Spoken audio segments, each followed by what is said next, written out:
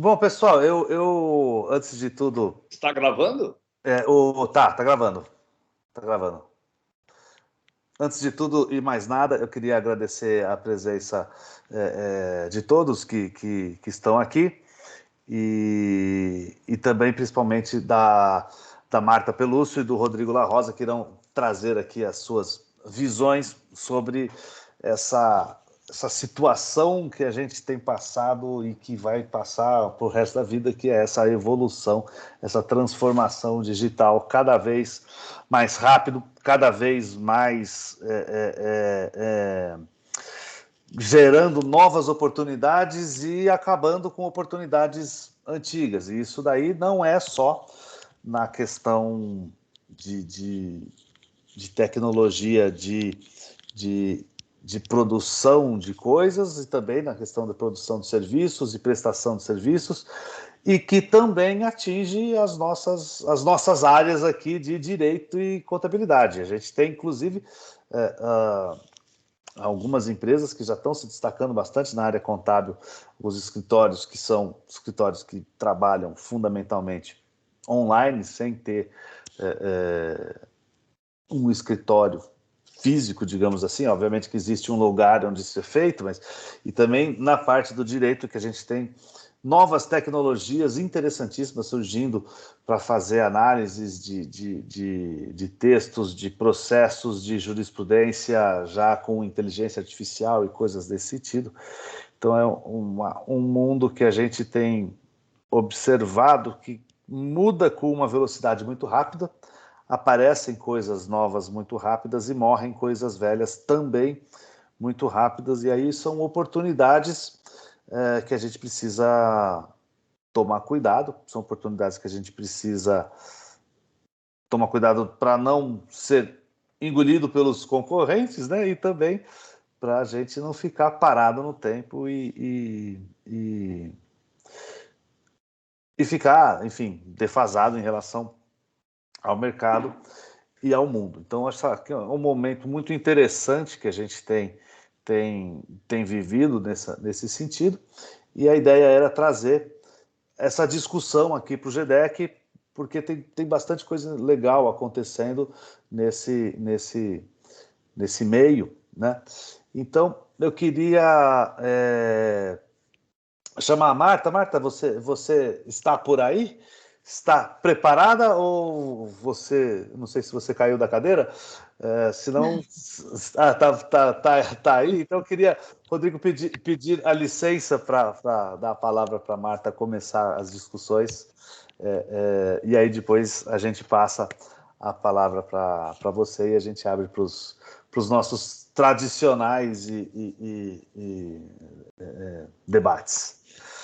Claro. Na verdade, eu não caí da cadeira, eu arrastei uma cadeira. Arrastou a cadeira. Por isso que eu fiz aquele barulho. Eu fui na sacada, fui ver como estava o tempo, arrastei a cadeira, falei, nossa, eu estava com o microfone ligado. E voltou correndo, né? Porque o tempo tá feio, né? E voltei correndo porque o tempo tá feio, exatamente. Foi na hora que vocês falaram, tá 16 graus, eu nem comentei nada. Eu falei, nossa, você tinha saído e estava bem friozinho. Bom, eu vou compartilhar aqui a minha tela. Eu trouxe uma apresentação que eu tinha feito, na verdade eu estou trabalhando em cima disso, porque eu vou participar de uma mesa redonda no Congresso Espanhol na semana que vem, e para falar disso, não, na verdade, eu trouxe algumas coisas, por isso que está com o logo da NEFAC, porque eu já preparei pela NEFAC, mas depois eu quero linkar inclusive com o que a introdução que o Eric fez, que eu achei bem interessante. E aí a gente vai pensando, tem escritórios bem desenvolvidos, mas quantos, né? Então a gente vai chegar um pouquinho lá. Porque a gente tem que olhar um pouco. Eu vou trazer aqui 3 pontos, porque quando a gente fala de digitalização, a gente tem N pontos para tratar, né? Mas eu vou trazer 3 pontos que a gente discutiu no congresso da NEFAC e que está na nossa revista digital e que eu acho importante para a gente pensar um pouco nas questões contábeis que vem depois. O primeiro, a gente teve uma palestra da Fabiana Tacola, que é diretora da Lojas Renner, e ela estava mostrando toda a estruturação das lojas Renner, que eu achei bem interessante, né? Então, a primeira coisa é que a revolução digital no varejo vai além do e-commerce. Então, as pessoas acham que o e-commerce, ela fala, não, isso aí vai muito além do e-commerce, por causa do omnichannel. Então, o funcionamento hoje de experiência do cliente é algo que vai é híbrido o modelo, né? Então, para satisfazer todas as necessidades do cliente, hoje em dia é o WhatsApp com o e-commerce, quer dizer assim, tem cliente que gosta de ir na loja, mas mudou muito assim. A pandemia impôs mudanças, foi o que ela trouxe, que era legal, impôs mudança de comportamento e que veio para ficar. Então, tem muita coisa que vai ficar. Não tem. Eu conheço pessoas que falam: não vou mais em mercado. Eu descobri que é muito mais fácil eu pedir em casa e Rappi vai me entregar. Então, assim, tem N formas de atender esse cliente. Agora, fica imaginando toda a estruturação contábil. Agora, e eu quero ir linkando isso com a experiência de contabilidade. Já é difícil em contabilidade, para vocês terem uma ideia, fazer controle de clientes quando tem cartão de crédito. Isso não é uma coisa fácil de fazer. Em escritórios, principalmente em escritórios ou empresas que não estão estruturadas, não tem um sistema estruturado para poder atender isso. E quando a gente fala sistema estruturado, é assim, quando você olha ERP, tipo o SAP, que é um dos mais eu acho ele um dos mais bem estruturados por trás, quando você olha o sistema por trás. Na minha empresa, a gente usa o Proteus de ERP. Eu lembro que quando a gente, sei lá, não lembro quantos anos, 20 anos atrás, quando a gente foi escolher qual ERP que a gente ia usar no escritório, a gente chegou a pensar em SAP. E B1, que é o mais simples do SAP. Totalmente inviável financeiramente para um escritório de contabilidade, na época, pelo menos, utilizar um SAP. Acredito que até hoje, o custo de um sistema como o SAP, o problema não é o sistema em si, mas a manutenção do sistema. A manutenção que envolve todas as alterações que você tem que fazer, principalmente para atender mudanças tributárias, porque elas são constantes. Então, um sistema brasileiro como o Proteus, ele já faz isso. Então, essa é a grande vantagem. Hoje em dia, o B1 tem atendido bem isso, que é o Business One, ele tem uma roupagem SAP, mas ele nasceu de uma estrutura diferente, porque a empresa alemã ela já tinha lá o SAP, comprou um outro sistema mais simples, e isso acabou fazendo com que eles tivesse uma estrutura de sistema totalmente diferente, porque as bases são diferentes, foi um sistema adquirido. Na TOTUS aconteceu a mesma coisa. O Proteus ele vem do Microsiga. A empresa chamava Microsiga. Quando virou TOTUS, eles pegaram o sistema Microsiga e transformaram para Proteus. Mas eles compraram o DataSul, eles compraram outros sistemas. Então é engraçado isso, porque dentro do TOTUS você tem diferentes plataformas, diferentes estruturações.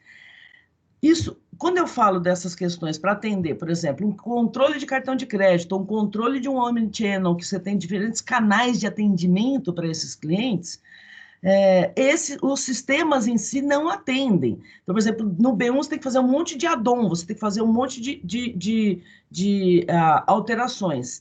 Isso é muito caro. Então, quando você está numa empresa como a Lojas Renner, com certeza ela tem estrutura. Lojas Marisa tem estrutura. Quando a gente está falando de varejo, isso é muito complicado, porque é uma grande quantidade. Eu tenho experiência também no DASA. A gente fez vários trabalhos de controle de clientes o DASA tinha muita dificuldade para controle de cliente. E isso antes de ser DASA, na verdade. Então, momentos antes de ter toda a combinação de negócio que virou o DASA. Então, em hospitais, isso é extremamente complicado. Controle de clientes em hospital é extremamente complicado. Por quê? Também você tem diferentes formas de atendimento. Você tem SUS, você tem particular, você tem atendimento de assistência médica. A glosa em assistência médica é muito alta. No SUS, ou tem glosa, ou tem um limite que é muito baixo de valor que é pago. Então, assim, são controles extremamente complicados e que os sistemas em si, eles não... o sistema, ele é meio que quadrado, né? Ele tem uma estruturação E normalmente esses sistemas foram desenvolvidos, os mais antigos, então SAP eu já classifico como mais antigos, para a indústria. Para a indústria atende bem, custos atende muito bem. Toda aquela estruturação, sabe aquele livro de um tal de professor Eliseu Martins, que fala de contabilidade de custos industriais, principalmente? Isso aí atende bem. Eu consigo fazer custeio direto com custeio por absorção simultaneamente, assim, por que simultaneamente? Porque eu uso para gestão, custeio direto, gero informação para contabilidade financeira pelo custeio por absorção, e o sistema consegue fazer isso. Consigo pegar e fazer estoque em partes, né?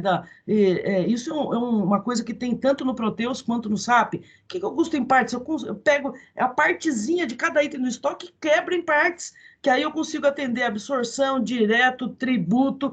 É uma coisa, assim, você fala, extremamente complexo, só que já está preparado para isso. Então, essa resposta que vem lá da Revolução Industrial já existem nos sistemas.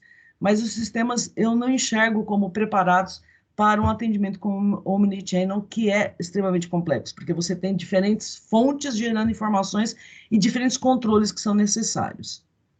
Então, esse é um primeiro ponto que eu acho importante. A gente não está preparado para esse tipo de atendimento.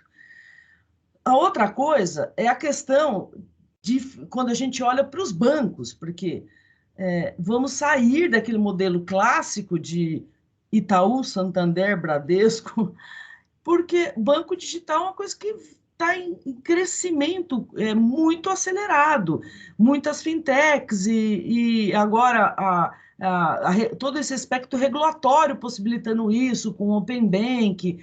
E eu achei legal que isso aqui é uma outra entrevista que também está lá na nossa revista, que é da Luiz Nascimento, que é do grupo Movilha, não sei se Movilha, Mobile, que fala, e ela traz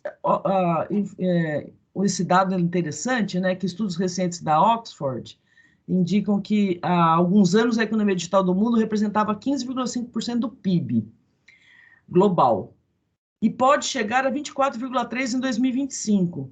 Mas olha que coisa interessante, no Brasil, o que a pesquisa que ela trouxe também, que a participação de economia digital é em torno de 22% já no Brasil.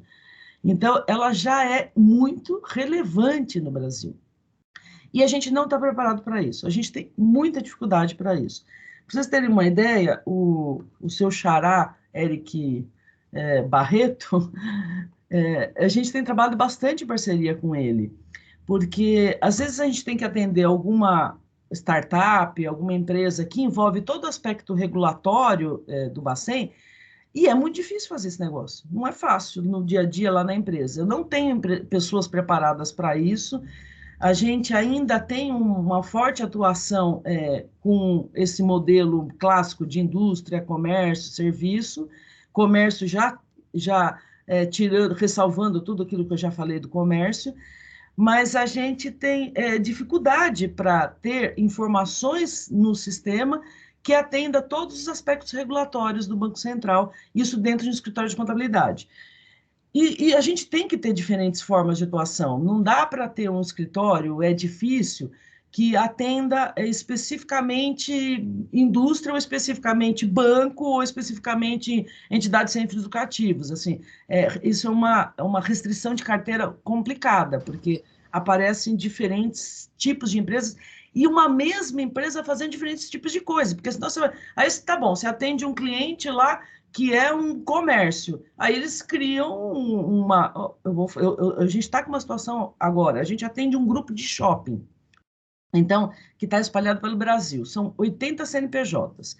E então, beleza, o que eles têm é propriedade para investimentos, né? Porque é o shopping center, eles têm toda a questão de comércio, mas eles estão criando um banco. Por quê? Porque isso é uma coisa natural. O Casas Bahia fez isso, todo mundo faz isso.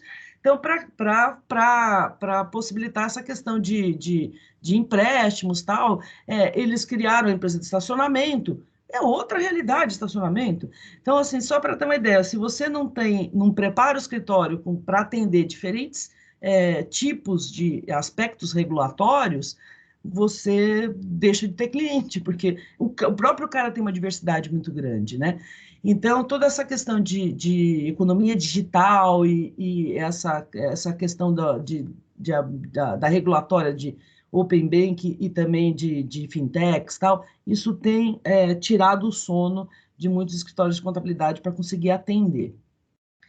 E o terceiro ponto, que foi trazido aí pelo pessoal do AMA, as duas pessoas da AMA, que é a Lisa e a L'Oréal, que elas já trouxeram uma visão no nosso congresso interna das empresas, né, de controladoria. Então, como que você tem que estar preparado dentro da empresa? Porque eu estava primeiro pensando lá na questão do comércio, no Open Bank, a transformação digital no mundo, e ela trazendo essa visão um pouco mais para dentro. Uma coisa importante que ela trouxe é o trabalho remoto veio para ficar. Isso é uma realidade. Só que assim, ó, quando começou a pandemia, a gente teve até uma experiência interessante na minha empresa, porque, olha, eu sempre fui meio fissurada assim, para ter coisas tecnológicas na empresa. Eu faço isso o tempo todo e acho que nós não somos desenvolvidos tecnologicamente. Então, assim, existe um esforço muito grande. Isso é uma atividade constante. Você não, ninguém está totalmente preparado o tempo todo. Não, você tem que ficar o tempo todo se preparando e atendendo todas as demandas. E aí, o que aconteceu? A gente estava... eu estava na Espanha em fevereiro do ano passado e cheguei no Brasil no dia 2 de março. E aí a pandemia, ela estava chegando aqui no Brasil, mas lá ela já estava mais forte. E aí, na hora que eu cheguei no escritório, eu falei assim, ó, cheguei, marquei uma reunião, falei assim, ó, vamos nos preparar, porque a gente vai ficar todo mundo em home office. O pessoal falou, não, Marta, você é exagerada. Eles sempre acham que eu sou exagerada. Não, eu não sou, eu estou falando. Semana que vem, a gente vai preparar, mas eu acho que semana que vem a gente já vai ter que estar todo mundo em casa. Aí, e vamos ver como que a gente vai fazer esse negócio, porque olha a complicação. A gente tem muitos clientes em que a gente atende, utiliza o próprio sistema do cliente. Então, eu falei, o nosso sistema é o Proteus. Ah, mas se o cliente usa SAP, eu uso o SAP. O cliente usa Proteus dele, no servidor dele, eu uso o dele. Uso o B1, eu uso o Oracle, eu uso de acordo com o que o cliente faz. E cada cliente tem a sua estrutura de segurança, porque você tem toda a questão de risco cibernético também. Aí você tem o quê? VPNs, e VPNs que ficam vinculados ao IP da empresa. Então, como que meu funcionário vai trabalhar de casa se ele tem que acessar o IP que está no escritório? Eu tenho que espelhar o computador dele.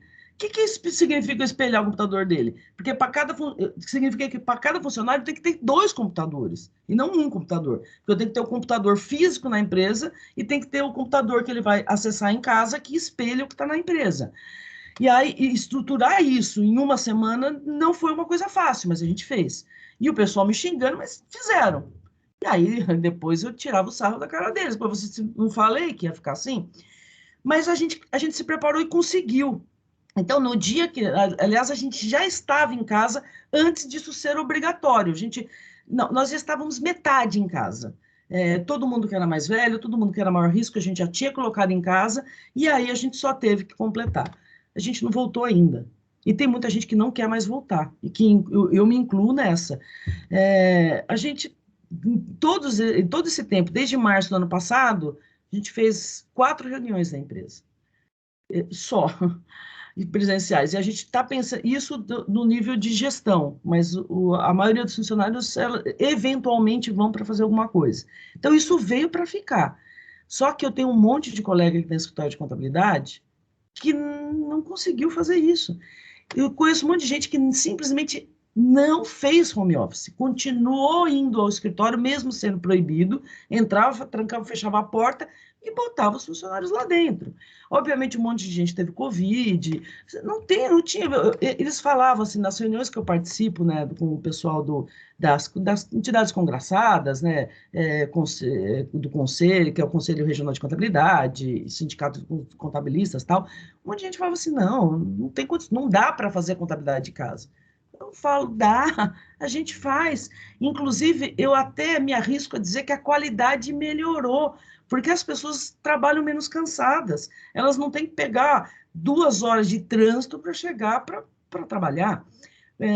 Eu tenho um funcionário de outras cidades, esses com certeza não vão voltar, mas imagina, eles já trabalhavam vindo de outras cidades para trabalhar no centro de São Paulo. Imagina como essa pessoa já não chega cansada de pegar estrada, depois trânsito dentro da cidade de São Paulo para começar a trabalhar.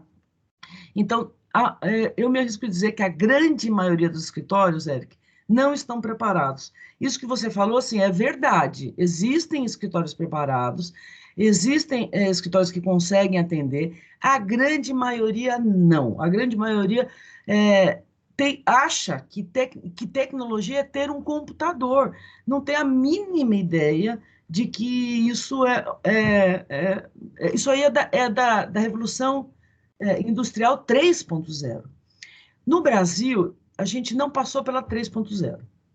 E aí está o nosso grande problema para chegar no 4.0. Porque o digital é o 3.0. 4.0 é outra coisa. A gente está falando de atendimento em massa de coisas específicas. É muito diferente do 3.0, que era atendimento em massa. Então, você tem que estar customizado em massa, que é muito mais complicado, e aí por isso que você tem que usar inteligência artificial, robotização e tal.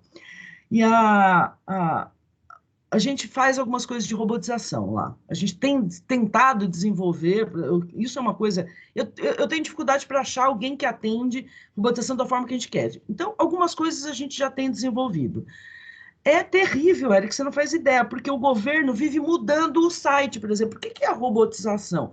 Você robotiza para esse tipo de atividade, por exemplo, eu preciso captar notas fiscais que estão lá jogadas dentro do sistema. Isso aí dá para robotizar, você fala, porque isso é um trabalho automático, não precisa de uma pessoa, né, que sempre tem que entrar no mesmo site, pegar a mesma informação, jogar dentro, não tem nenhum tipo de uso da inteligência, é totalmente mecânico. Mas o governo fica mudando o site. Então, você muda as coisas de lugar no site, aí você tem que refazer a robotização. Então, assim, às vezes dá mais... E o pessoal fica xingando, né? Porque acha que dá mais trabalho fazer a robotização. E eu sempre falo, não, vamos insistir. Vai chegar no momento em que a gente já vai conseguir fazer robozinhos aí que vai atender isso de uma forma muito mais fácil, porque ele já vai buscar em diferentes pontos, sei lá. A gente vai conseguir evoluir, eu sempre falo isso, a gente não pode desistir. Isso é um exercício que a gente não pode parar. Então, a maioria não está preparado para esse negócio de trabalho remoto. Quando a gente olha para grandes empresas, aí a gente tem que incluir as questões de ESG, que é o que a Lisa e a Laura chamaram a atenção, né? De diversidade, automação, tal. Ela trouxe outros pontos, mas eu queria focar aqui muito mais nessa questão do trabalho remoto. E aí, esse é o último slide que eu trouxe, muito mais para reflexão, né? Então, além disso tudo, a gente tem alguém... Eu vou até parar o compartilhamento, que eu acho que fica melhor para a gente conversar. Deixa eu ver onde que eu paro aqui. E cada... Deixa eu ver onde que eu... Aqui, eu acho que é aqui, né? Aí, o que acontece? O governo é extremamente desenvolvido, porque quando a gente fala do SPED, o sistema, né, todo o sistema, estou falando do SPED de uma forma geral, porque você tem todas as escriturações fiscais digitais, né, para PIS/COFINS, para contabilidade, para cálculo de tributos e tal. O governo é muito, muito evoluído em relação a isso. E aquela pesquisa que acho que é a PwC que faz, PwC? E agora acho que é aquela que ele faz de conta, o La Roça talvez já também vai lembrar disso, em que eles medem quanto que se usa em cada país para cálculo de tributos, né? PwC com o Banco Mundial, né? Isso. E essa medida, o Brasil é aquela coisa absurda, disparado em primeiro lugar do mundo de quem mais usa horas. Só que caiu muito depois com o SPED. Então, assim, a gente passou pelo momento de transição do SPED que foi muito difícil, porque ele foi um acréscimo de coisas para fazer. Então, quando a gente começou a fazer SPED, o governo ele não liberava você, por exemplo, de fazer a GIA. Você tinha que fazer a GIA e a EFD. Então, você tinha que fazer duas coisas. Então, isso foi um momento muito difícil. Então, a gente teve... Isso é normal em revolução digital, né? Então, você tem um acréscimo de atividades para depois ter redução. Então, você faz coisas dobradas e depois consegue a redução. E essa pesquisa da PwC demonstra que realmente teve uma queda. Por que não cai mais? Porque o nosso sistema é extremamente complexo. Então, não é uma questão de digitalização. A gente tem uma complexidade que ninguém merece, né? Ninguém entende, ninguém merece, não tem igual no mundo, isso eu não tenho dúvida nenhuma. Toda essa complexidade, por exemplo, de você ter 5.300 municípios, cada um com uma legislação diferente. E que não fala com a do Estado e que não fala com a da Federação. Então, as coisas não se falam, né? Você tem muitas complicações. Em coisas... Eu vou dar um exemplo só para mostrar coisas que podem parecer banais. A empresa, com relação à variação cambial, ela é dedutível ou tributável, se ganha ou se perda, né? Se perda ou se ganha, na verdade, pelo regime de caixa ou competência. Isso é uma opção da empresa. Aonde que vai essa opção? Essa opção vai na DCTF. Então, na primeira DCTF do ano, você vai lá e fala, eu quero variação cambial pelo regime de caixa.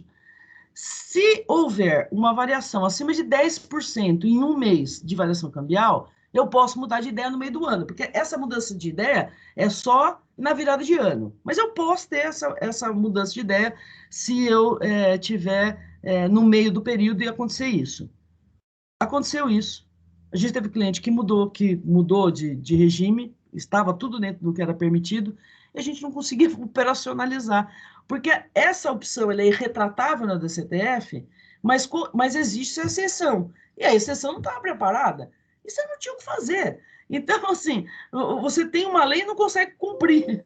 É mais ou menos por aí. Então, assim, extremamente complicado esse negócio de... você tem toda uma inteligência digital, isso já foi corrigido, tá, na DCTF, mas só para você ter uma ideia, você não, a dificuldade da complexidade tributária brasileira é muito grande e vai muito além dessa questão que a gente está discutindo de aspectos digitais. E quando a gente olha a revolução, para terminar, porque eu acho que eu estou falando demais, não sei, mas se a gente olha toda essa evolução, aí eu lembro também o meu marido tinha um escritório de contabilidade, depois acabou juntando com o meu, mas que veio do pai dele, né? Ele trabalhava com o pai dele, igual você, Eric. Então, ele trabalhava com o pai dele. E aí, o pai dele agora já está aposentado, é bem mais velho. E aí e quando o meu marido começou a trabalhar no escritório, a gente começou a aprender computação na USP lá nos anos 80. Isso era uma coisa rara, né? Porque ninguém aprendia isso a FEA assim, sempre esteve muito à frente das demais, não tenho dúvida nenhuma, né? Aí ele chegou no escritório e falou, não, vou colocar computador, colocar sistema de contabilidade, porque o pai dele fazia na mão até então, quando ele entrou no escritório. O pai dele falava assim, nossa, mas você perde muito tempo, vou ficar brigando com ele, porque ele perdia muito tempo colocando as coisas no computador. As pessoas como ele, que são esses escritórios que eu estou falando, são esses que não estão preparados até hoje, porque eles demoraram para comprar um computador, eles demoraram para colocar isso, uma folha de pagamento, um cálculo no computador. E eu conheço gente que checa o que está no computador até hoje na mão. Então imprime o papel para checar a folha de pagamento, imprime e vai ticando assim, ó. Então, tem gente na minha empresa que faz isso. Que assim, você não consegue mudar o hábito da pessoa. Você fala, não é possível. O meu filho fez estágio lá na minha empresa e a pessoa fazia isso na folha de pagamento. Ele desenvolveu uma planilha, óbvio, né, que captava as informações e fazia checagens que ela fazia na mão. Ela não confiava. Aí ela se sentia incomodada porque ela tinha que aplicar aquela planilha que ele tinha desenvolvido, que era ótima, e que em 5 minutos o negócio estava pronto. Não, mas a pessoa gosta de... Quando é de papel que a pessoa imprimir, era absurdo. Para vocês terem uma ideia, eu estou falando do departamento de pessoal que a gente tem dentro da empresa.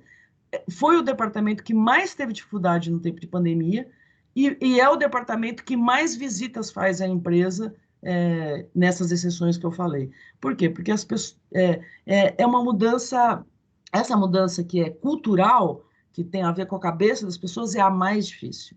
É a mais difícil do que essa mudança digital, tudo que a gente tem.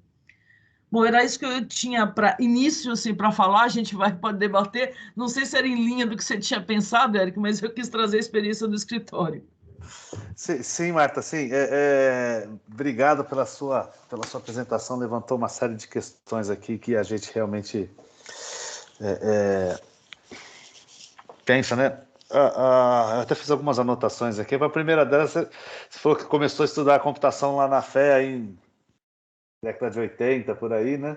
Eu também tinha. Eu não sei se o pai vai lembrar, ele deve estar aí, do Joca, que eu era nem adolescente ainda, eu ia lá para aprender a mexer no VisiCalc, né?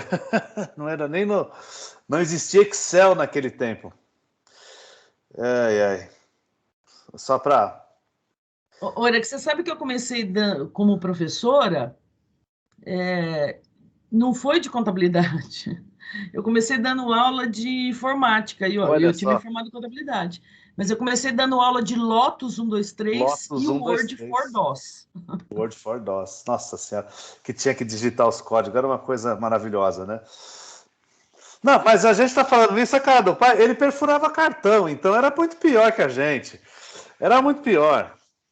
O Eric, fazia controle de atualização de item do ativo mobilizado nas ficha gelatina, né? Imagina, hoje o pessoal reclama que tem problema de integração, mas antigamente era ficha, né, professor? E aí eu lembro quando eu sou da época das Big Six, e Big a gente, Six.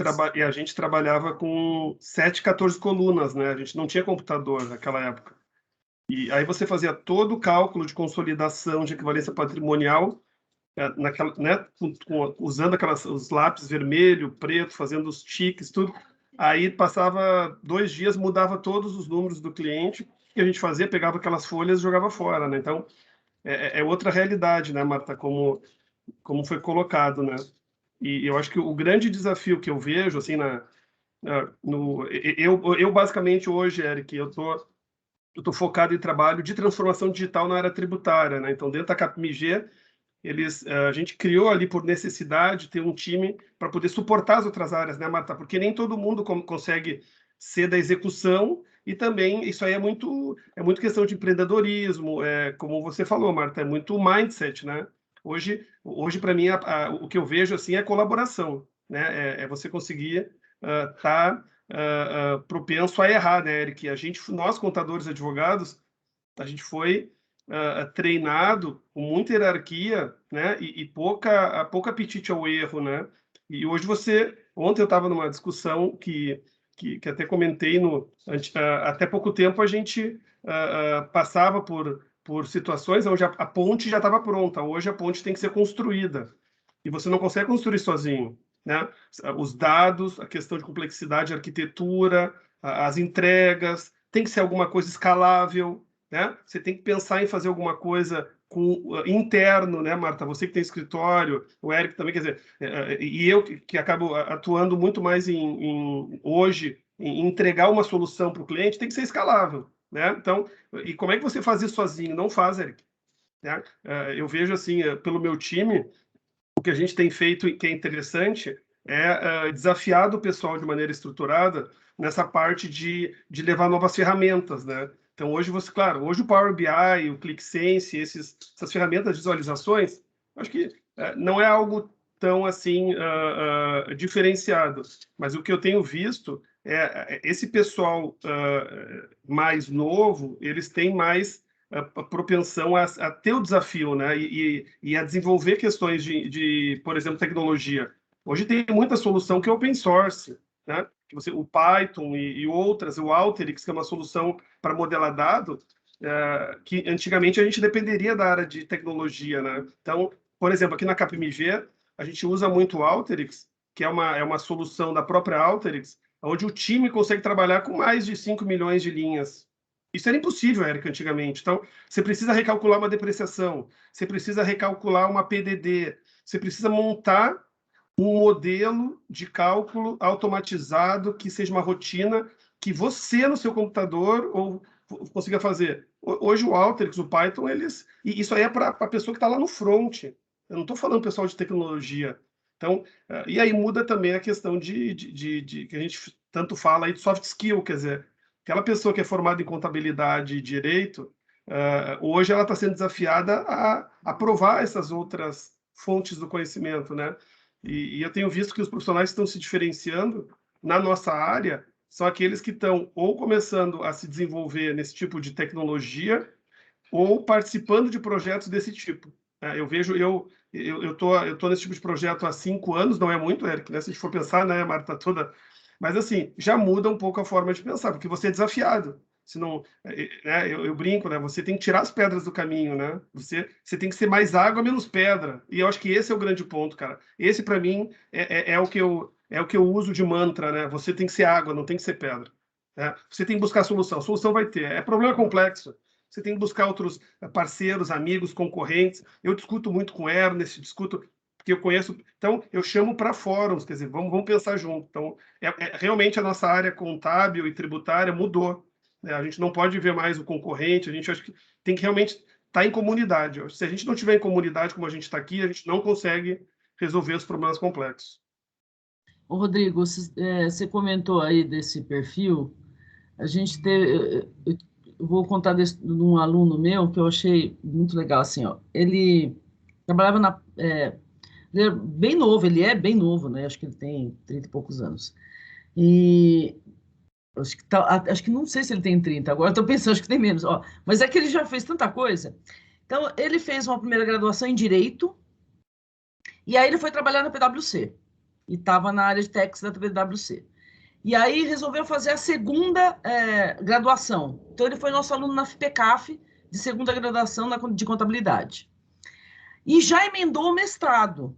Então, ele assim, ele é formado em Direito, aí ele fez a segunda graduação, ele terminou a segunda graduação em dezembro, em janeiro ele já estava no mestrado da FPCAF. Aí ele fez o trabalho dele, que inclusive a gente acabou fazendo um artigo juntos, que é super legal, que é o uso de blockchain smart contracts para a tributação de streaming, essas coisas. Eu vou até contar um pouquinho desse trabalho, que é bem legal. Aí, o que ele fez? Agora, ele quer fazer doutorado em tecnologia. Então, olha exatamente esse perfil que você falou. Ó. Ele fez direito, contabilidade e agora ele está indo para a área de tecnologia, porque ele percebeu que esse é o nicho do negócio. Aí ele foi para o Canadá, ele teve que voltar por causa da pandemia, mas ele vai fazer, ele já está costurando para fazer o doutorado lá no Canadá. Mas ele foi bem inteligente, porque para desenvolver todo o trabalho, ele foi buscar o que tinha já de pesquisas acadêmicas fora do Brasil com relação a isso. Qual que é o problema que aí envolve essa questão da tributação, né? De acordo com a OCDE, você tem que tributar aonde o serviço é prestado. Quem tem que receber, né, a entidade governamental que tem que receber o tributo é aonde o serviço é prestado. Esse é um problema sério do Brasil. Inclusive, a Alemanha quebrou acordo com o Brasil por causa disso, há um tempo atrás. Porque, assim, ó, imagina que se o serviço é prestado na Alemanha e quando a gente vai pagar para a Alemanha, ele retém imposto de renda na hora de remeter esse câmbio, você está dizendo que o tributo é no Brasil, essa retenção não pode ter. E aí já teve muita briga, com Portugal também. Isso aí é uma longa história, porque o Brasil... Bom, ele não é signatário da OCDE, né? De qualquer forma, o Brasil não respeita esse funcionamento mundial. E aí, mais uma discussão que se tem é com streaming, né? E aí eu vou olhar dentro do Brasil, porque aí dentro do Brasil a gente tem a discussão dos entes, né? Nos diferentes municípios, tal, que a gente estava comentando. O problema é o seguinte, eu tenho Spotify, eu vou para a Europa e fico lá usando o meu Spotify, que eu estou pagando para o Brasil. Só que eu estou usando estrutura europeia, tem gente que mora lá e usa a net do Brasil, o Spotify do Brasil.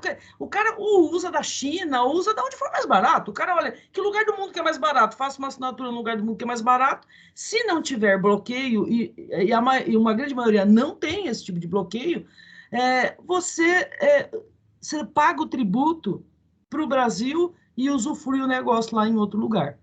Então, aí a nossa discussão era uma proposta de de tributação usando o blockchain e smart contracts para conseguir juntar as informações, né?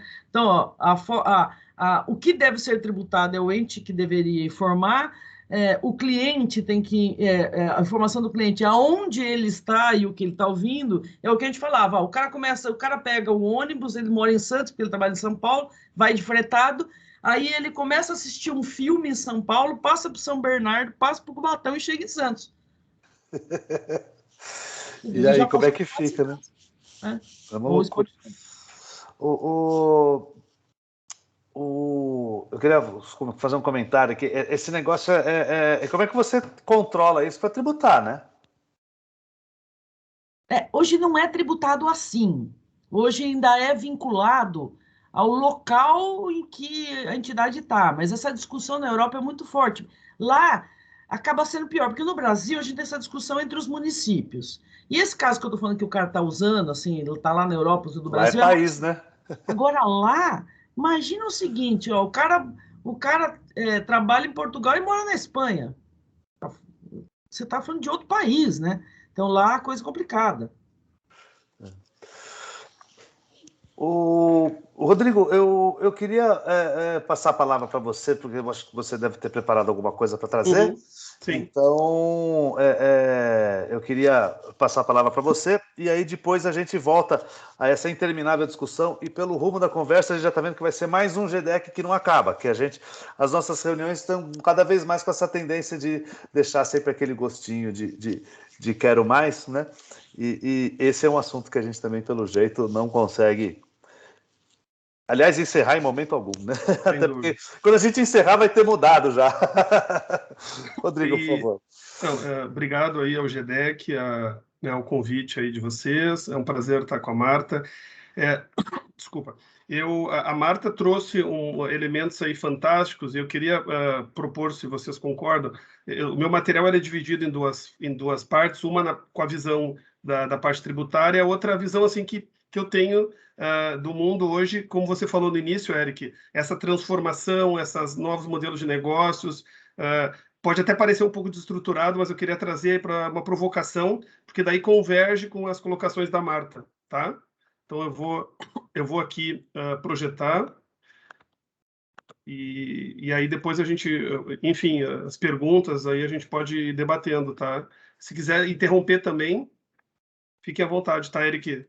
Que o assunto Você já está vendo minha tela? Beleza. Sim. Tá. Então, eu não estou vendo você aqui, tá, Eric? Então, qualquer coisa você interage. Então, pode deixar. Eu queria trazer aqui, com base até do que a Marta comentou, né? É a questão dos dados, né? Então, a gente fala hoje que dados são o novo petróleo, mas o pessoal brinca que petróleo é escasso, né, Eric e Marta? Então, mas realmente a gente olhar aqui pela foto, a gente tem Amazon, a gente tem Uber, a gente tem Google, né? A gente tem Tesla, tem Facebook. Essas empresas, elas hoje estão bem posicionadas, né, claro, na minha opinião, em função de como que elas estão capturando o dado, interpretando o dado, né? A gente tem na China também, né? A gente tem Alibaba, tem Tencent, né? Que são as grandes plataformas, os super apps, né? E tudo isso baseado em dado. Então, esse é o grande desafio hoje para a área contábil e tributária, como a gente consegue estruturar o dado, organizar, sanear, né, e preparar informações aí para poder impactar as áreas de negócio, né? E aqui eu trago uma provocação, né, uma avaliação do que é o Big Data, né? Então, o Big Data a gente sabe que precisa ter aí 5 características, né? Um grande volume, variedade de dados, eu preciso ter um dado que seja verdadeiro e que ele se transforme, né, e se complemente numa velocidade razoável e que gere valor para a pessoa, para a sociedade, né, e para os stakeholders. E hoje, né, a gente tem aí uma caminhada muito importante, porque eu trago esse iceberg, onde a gente vê, né, Marta e Eric, que a gente tem muito dado dentro da área contábil e fiscal que a gente captura, a gente tem muita planilha, a gente tem muitos dados aí do inbound, do outbound, de compras, vendas. A gente tem muitos dados relevantes de cadastro de clientes, de fornecedores, de produtos, de serviços. As informações que são geradas pelos RPs operacional, fiscal, né? A gente tem dados de folha de pagamento, dados das operações intercompany, né? A empresa ela captura dados das redes sociais, né? A gente hoje tem essa área de inteligência dentro da empresa, ela é um dado não estruturado, né? Esse dado de rede social. A gente tem dados também de câmara de acesso, que é não estruturado também, né? Então, o que hoje a empresa ela se utiliza e como que ela usa, né? Então, hoje a gente trabalha no transacional, né? Apura imposto, entrega, faz conciliação, faz encerramento de balanço, reporta, e a gente tem um espaço aí para avaliar como a gente consegue tratar esse dado, estruturar esse dado e começar a ter visualizações e insights para a gente estar mais no front e menos do back, né, Eric? Eu acho que esse é o grande desafio hoje, tanto do profissional da área contábil e fiscal, que atua numa empresa, como aquele que atua numa consultoria. Porque até para a consultoria, para o escritório de contabilidade, hoje você está ao lado, ombro a ombro do cliente, é um desafio, né? Porque as questões hoje, a informação ela está muito democratizada. E antigamente essa informação ela era mais restrita a alguns silos, né? Aqui eu trago de maneira ilustrativa, né, o que é esse dado, né? Então, hoje a gente tem dado muito espalhado dentro da empresa e conforme você começa a limpar, estruturar e analisar, né, e a deixar ele mais personalizado, e explicando isso para o stakeholder, para as demais áreas, interpretando, a gente consegue chegar com mais assertividade, seja para uma tomada de decisão, seja para ajudar, né, a área de negócio, seja para avaliar qual é a melhor forma de importar, seja para fazer alguma precificação ou até mesmo alguma projeção, né? Então, muitas vezes a gente tem problemas de qualidade de dados, né? E aquilo, né? Quando você não paga pelo serviço, você é o produto, né? Aqui eu trago, a gente sabe disso, né? Mas muitas vezes a gente fecha o olho que tudo que é de graça tem um preço, né? Então a gente acaba sendo o próprio produto, né? Facebook, Instagram, né? Uber, você vê aqui o percentual de dados que são coletados. Claro que a gente clica lá e dando autorização, mas esse dado muitas vezes o próprio Facebook ele vem, está todo mundo acompanhando aí o que o Zuckerberg vem sendo questionado aí perante o Congresso e perante todas as entidades judiciais dos Estados Unidos, e a cada vazamento e a cada informação, até mesmo da revenda de dados, né, da Cambridge Analytica, né, que teve durante as eleições presidenciais, hoje a gente vê o Facebook muito se desculpando, né? Então, essa é outra questão. Aqui eu entro também numa questão que hoje, como a Marta falou, né, Marta, da parte de smart contract e de blockchain, hoje a gente está na área da tokenização, né? Então, não sei se todos estão acompanhando a questão da CBDC, né, que é a parte da moeda digital do Banco Central, né? Na própria The Economist saiu das GovCoins, que é a digitalização, né? A China já fez isso, né? Ela pulou, né? Hoje é difícil usar dinheiro na China, e a tendência é os bancos eles cada vez mais irem para o dinheiro digital tokenizado, né? E isso traz uma série de implicações. Aqui eu trago um pouco só para compartilhar o que está acontecendo hoje, né? Então a gente vê a China fazendo projetos relevantes aí, o Banco da China com a parte do Alibaba, Tencent, o Japão já está testando o iene digital, né? O próprio BIS, né, que é o Banco de Compensação Internacional, ele já está aí fazendo a organização e discutindo com uma série de países para começar a digitalizar, e aqui não é por, vamos dizer assim, não é de graça. Eu acho que grande parte aqui de quem está acompanhando esse debate investe em criptomoeda, né? Ou um Bitcoin, ou Ethereum, ou algum tipo de NFT, ou algum tipo de DeFi, né? Que seriam as finanças descentralizadas, os ativos. E isso, os bancos centrais eles já se ligaram na questão da perda de controle, né? Então, o próprio Israel, aqui eu trago a questão com base em Ethereum, né, que também aí é uma base, né, de blockchain para trabalhar com a parte de smart contracts. A gente vê, o Itaú, né, começando a tokenizar, começando a criar fundos para investir em empresas de blockchain. você vê o Bitcoin, né? Acho que todo mundo aí tem acompanhado, investe ou sabe de alguém que investe, né? O Elon Musk fazendo toda essa interferência de mercado, o eBay agora trabalhando com os NFTs, né? Que é o Non-Fungible Tokens, né? São os tokens não fungíveis. A China avançando muito nessa parte do Yuan, ela já tinha essa base já em função aí das plataformas digitais, né? E da própria utilização dos QR Codes. Miami aqui trazendo parceria, né, com a Ethereum para apresentar serviço de blockchain, muitos vazamentos de dados, muitos roubos estão acontecendo, né? Teve um caso que o diretor financeiro fugiu de uma exchange e levou todos os tokens e todos os ativos de Bitcoin. Mercado Livre, né, comprando Bitcoin, já tem uma parte das empresas já estão reservando seu portfólio, começa a questão aí dos NFTs, né, aquele meme lá da garota do incêndio, foi vendido por 2 milhões, né, 2,6 milhões em leilão.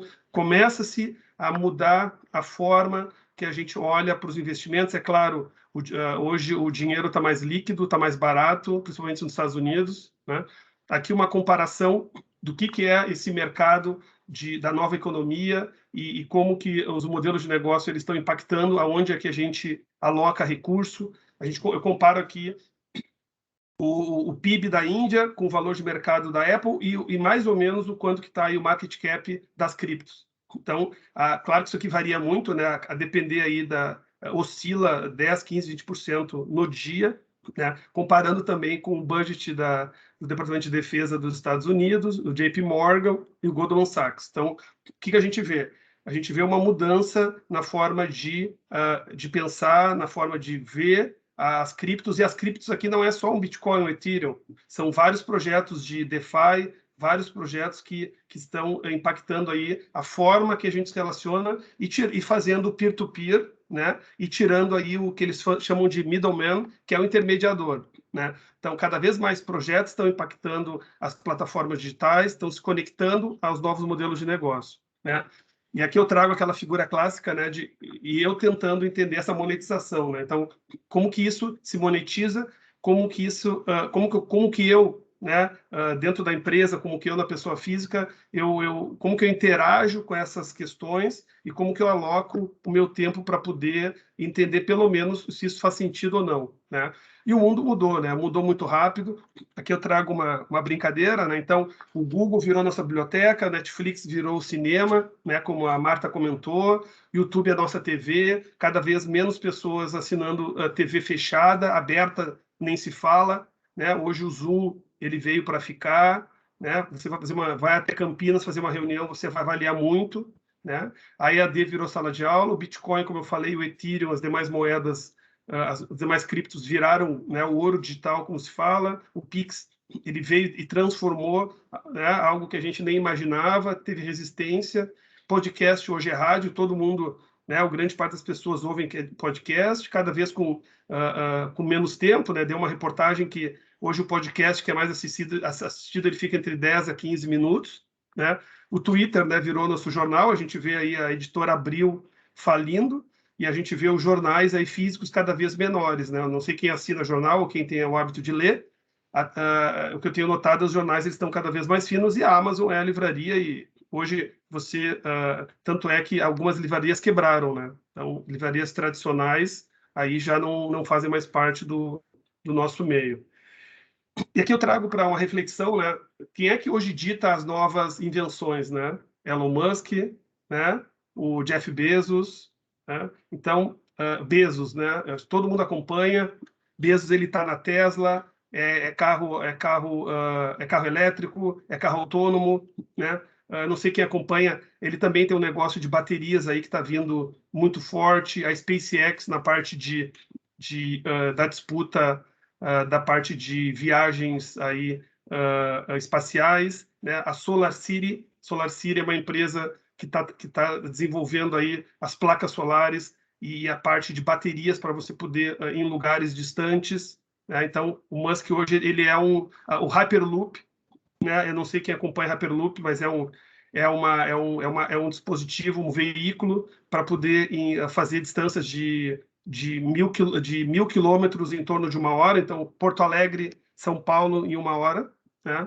Dentro de uma estrutura. Então, ele é uma pessoa que desafia muito isso, né?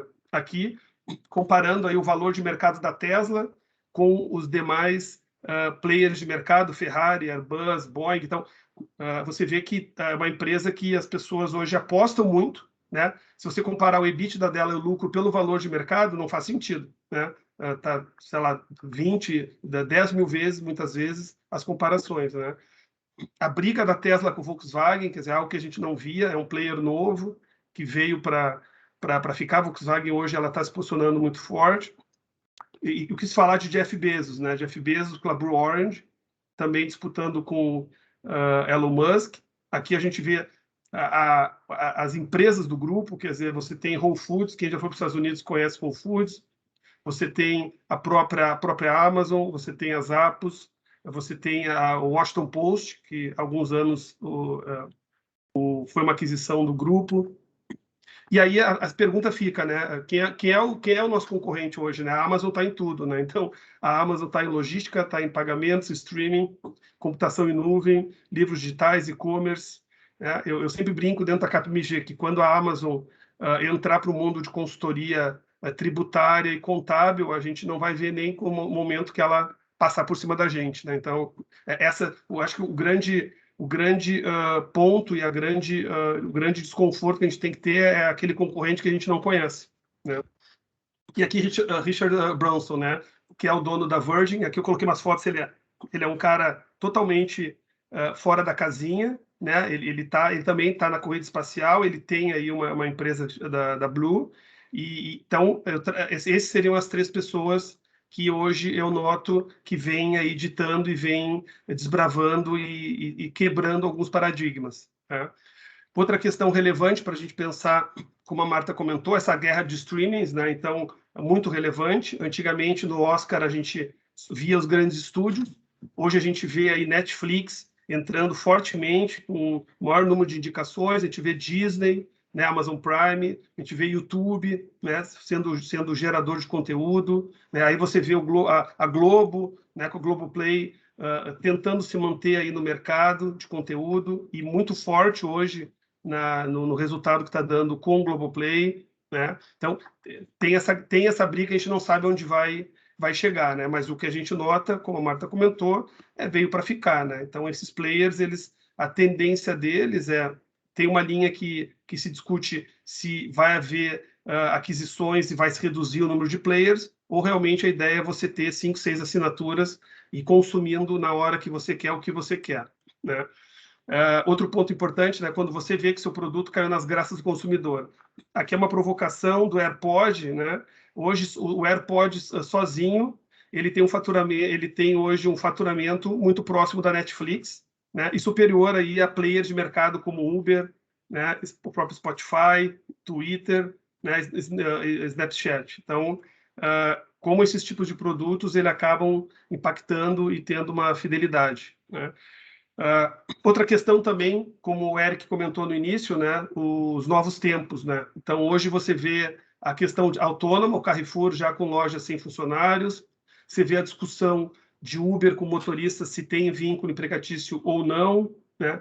Você vê a questão da CIA discutindo parcerias, né, com startup para começar a ter a utilização do blockchain, para poder ter toda essa rastreabilidade e validação da sua cadeia, desde a parte de produção com os parceiros até a parte de entrega do produto.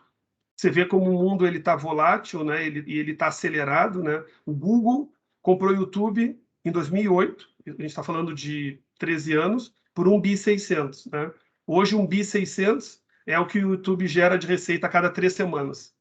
Então, a gente vê como aqueles antigos players hoje, eles acabam tendo uma dificuldade de se posicionar perante essas empresas que elas, muitas vezes, se desenvolvem para atender o seu nicho e isso depois vira um negócio, como foi a Amazon, né? Eu não sei se todos sabem, a parte de cloud da Amazon era muito mais para atender as necessidades internas. E alguns clientes da Amazon, por não ter infra ou precisar de uma estrutura melhor, começou a solicitar a Amazon empréstimo de parte do seu espaço. E a Amazon viu aquilo como um business. Então, a AWS, que era para ser utilizado como infra, virou um dos principais linhas de negócio da própria Amazon, né?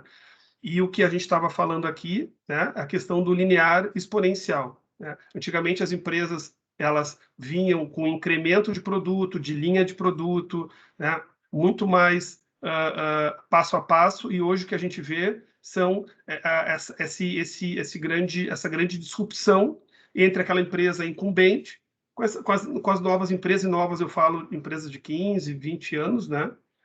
Entrando e disruptando e fazendo e tendo um novo olhar sobre a necessidade dos clientes. E aqui, para trazer um exemplo, a Nubank, né? Uma startup que até alguns anos, né, ela não tinha nenhum tipo de impacto no mercado, e hoje ela tem um valor de mercado aí superior a Itaú, Bradesco e Banco do Brasil, né, em pouco tempo de vida.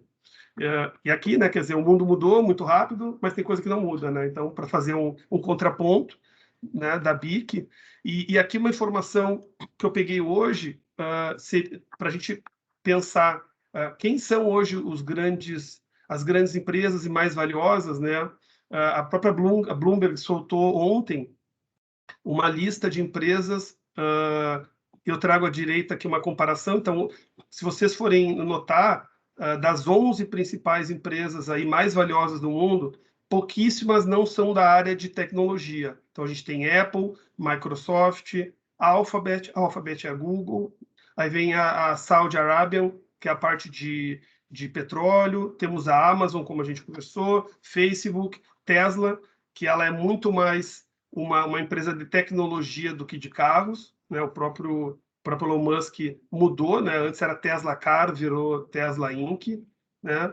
A Berkshire, que é uma empresa de investimento, a TSM, que é uma empresa de semicondutor, que fica em Taiwan, hoje ela tem 70% do mercado de chips, né? A Nvidia também, empresa de mídia, e a Tencent, né? Que é uma empresa chinesa, e aqui eu trago um ponto, como que a interferência do governo chinês vem fazendo com que essas empresas chinesas se desvalorizem, né? Aqui uma projeção aí do World Bank, como que estariam aí as principais empresas em relação à parte de PIB e influência no mercado. Então, a gente vê a China, né, já para 2024 aí, assumindo o lugar dos Estados Unidos. A gente vê a Índia, que é um grande mercado, né, apesar da questão da pobreza, apesar da questão do índice alto de corrupção e de problemas de transporte, de saúde e infraestrutura. A gente vê a Índia aí já assumindo o terceiro posto, né? Com a Indonésia se posicionando muito bem, onde ela, né, não vinha aparecendo aí no ranking, e o Brasil estabilizado, né? E aqui, por último, Eric, para a gente poder debater, eu trago algo que vem gerando um desconforto muito grande no mercado e em alguns setores, é a questão de China, né? Então, a gente tem visto as intervenções muito grandes do Partido Comunista Chinês, a própria Didi, né, que é a dona da 99, abriu capital nos Estados Unidos, enfrentando o governo chinês, e tomou uma retaliação que hoje aí o valor da ação dela já está quase 50% reduzido, e já houve uma série de retaliações de coleta de dados. A Alibaba, né, que o Jack Ma, desculpa, quem não viu aí o Jack Ma sumido, né, ia ter aí a abertura de capital de uma das empresas do grupo, peitou o partido chinês em novembro, e aí foi cancelado 2 dias, eu acho, antes do IPO, e dizem que ele ficou escondido aí numa província chinesa por um bom tempo, né? Tencent também está sofrendo aí uma série de retaliações. Agora o governo chinês determinou, né, que menores de idade só podem assistir jogos online 1 hora por dia, entre sexta e domingo, né? E também tornou todas as entidades de ensino privado pós-escola na China como entidades de fins filantrópicos. Essas empresas que hoje têm ações na Bolsa de Valores de Nova York, que eu acompanho, elas tinham lá de $100, caíram para $2. E aqui, para finalizar, porque eu tenho mais material, mas para a gente seguir o debate, eu trago um pouco dessas notícias, né, que eu comentei agora, né? Então, você vê o governo chinês pedindo remoção de conteúdo afeminado de jogos da Riot, da Epic Games, né? Totalmente num olhar restritivo, né, e preconceituoso. Aquela questão da China limitando o tempo de jogos, isso impacta muito o mercado de games, né? A própria China restringindo coleta de dados pessoais, de uma forma a restringir também a utilização e o próprio empoderamento dessas empresas, né? A Tencent também sendo criticada e revendo questões de jogos, né? E recentemente agora a próprio governo decidiu separar a parte do Alipay de todo o conglomerado do Alibaba, né? Que isso traz um impacto muito grande para a parte de negócios e restringe a atuação do próprio grupo na China. Então, Eric, eu acho que era isso, mais para dar uma provocada aí, tá? Do como que as coisas estão acontecendo, né? Um mundo muvucado, um mundo complexo, e como que nós, profissionais aqui da área contábil e fiscal, a gente, olhando para tudo isso, como a Marta falou, né? Como que a gente captura isso e suporta nossos clientes internos e externos na jornada deles, né? Ufa! A gente toma um susto, né? É uma quantidade de mudanças, de coisas. E essa pergunta que você fez no final aí, e a Marta até abordou isso antes, mostrando a complexidade, né? De realmente como que a gente atende as pessoas, né?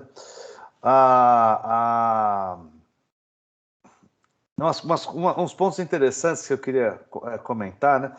A Marta estava contando não sei se funcionário ou aluno dela.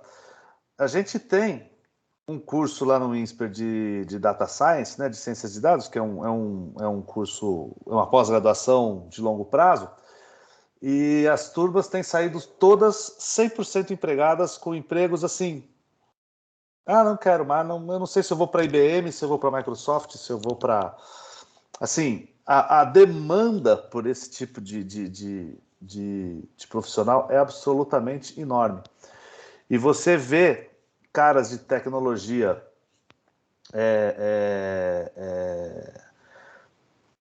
indo estudar negócios para poder aplicar isso e para poder,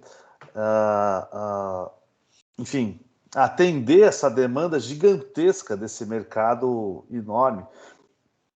E um outro ponto que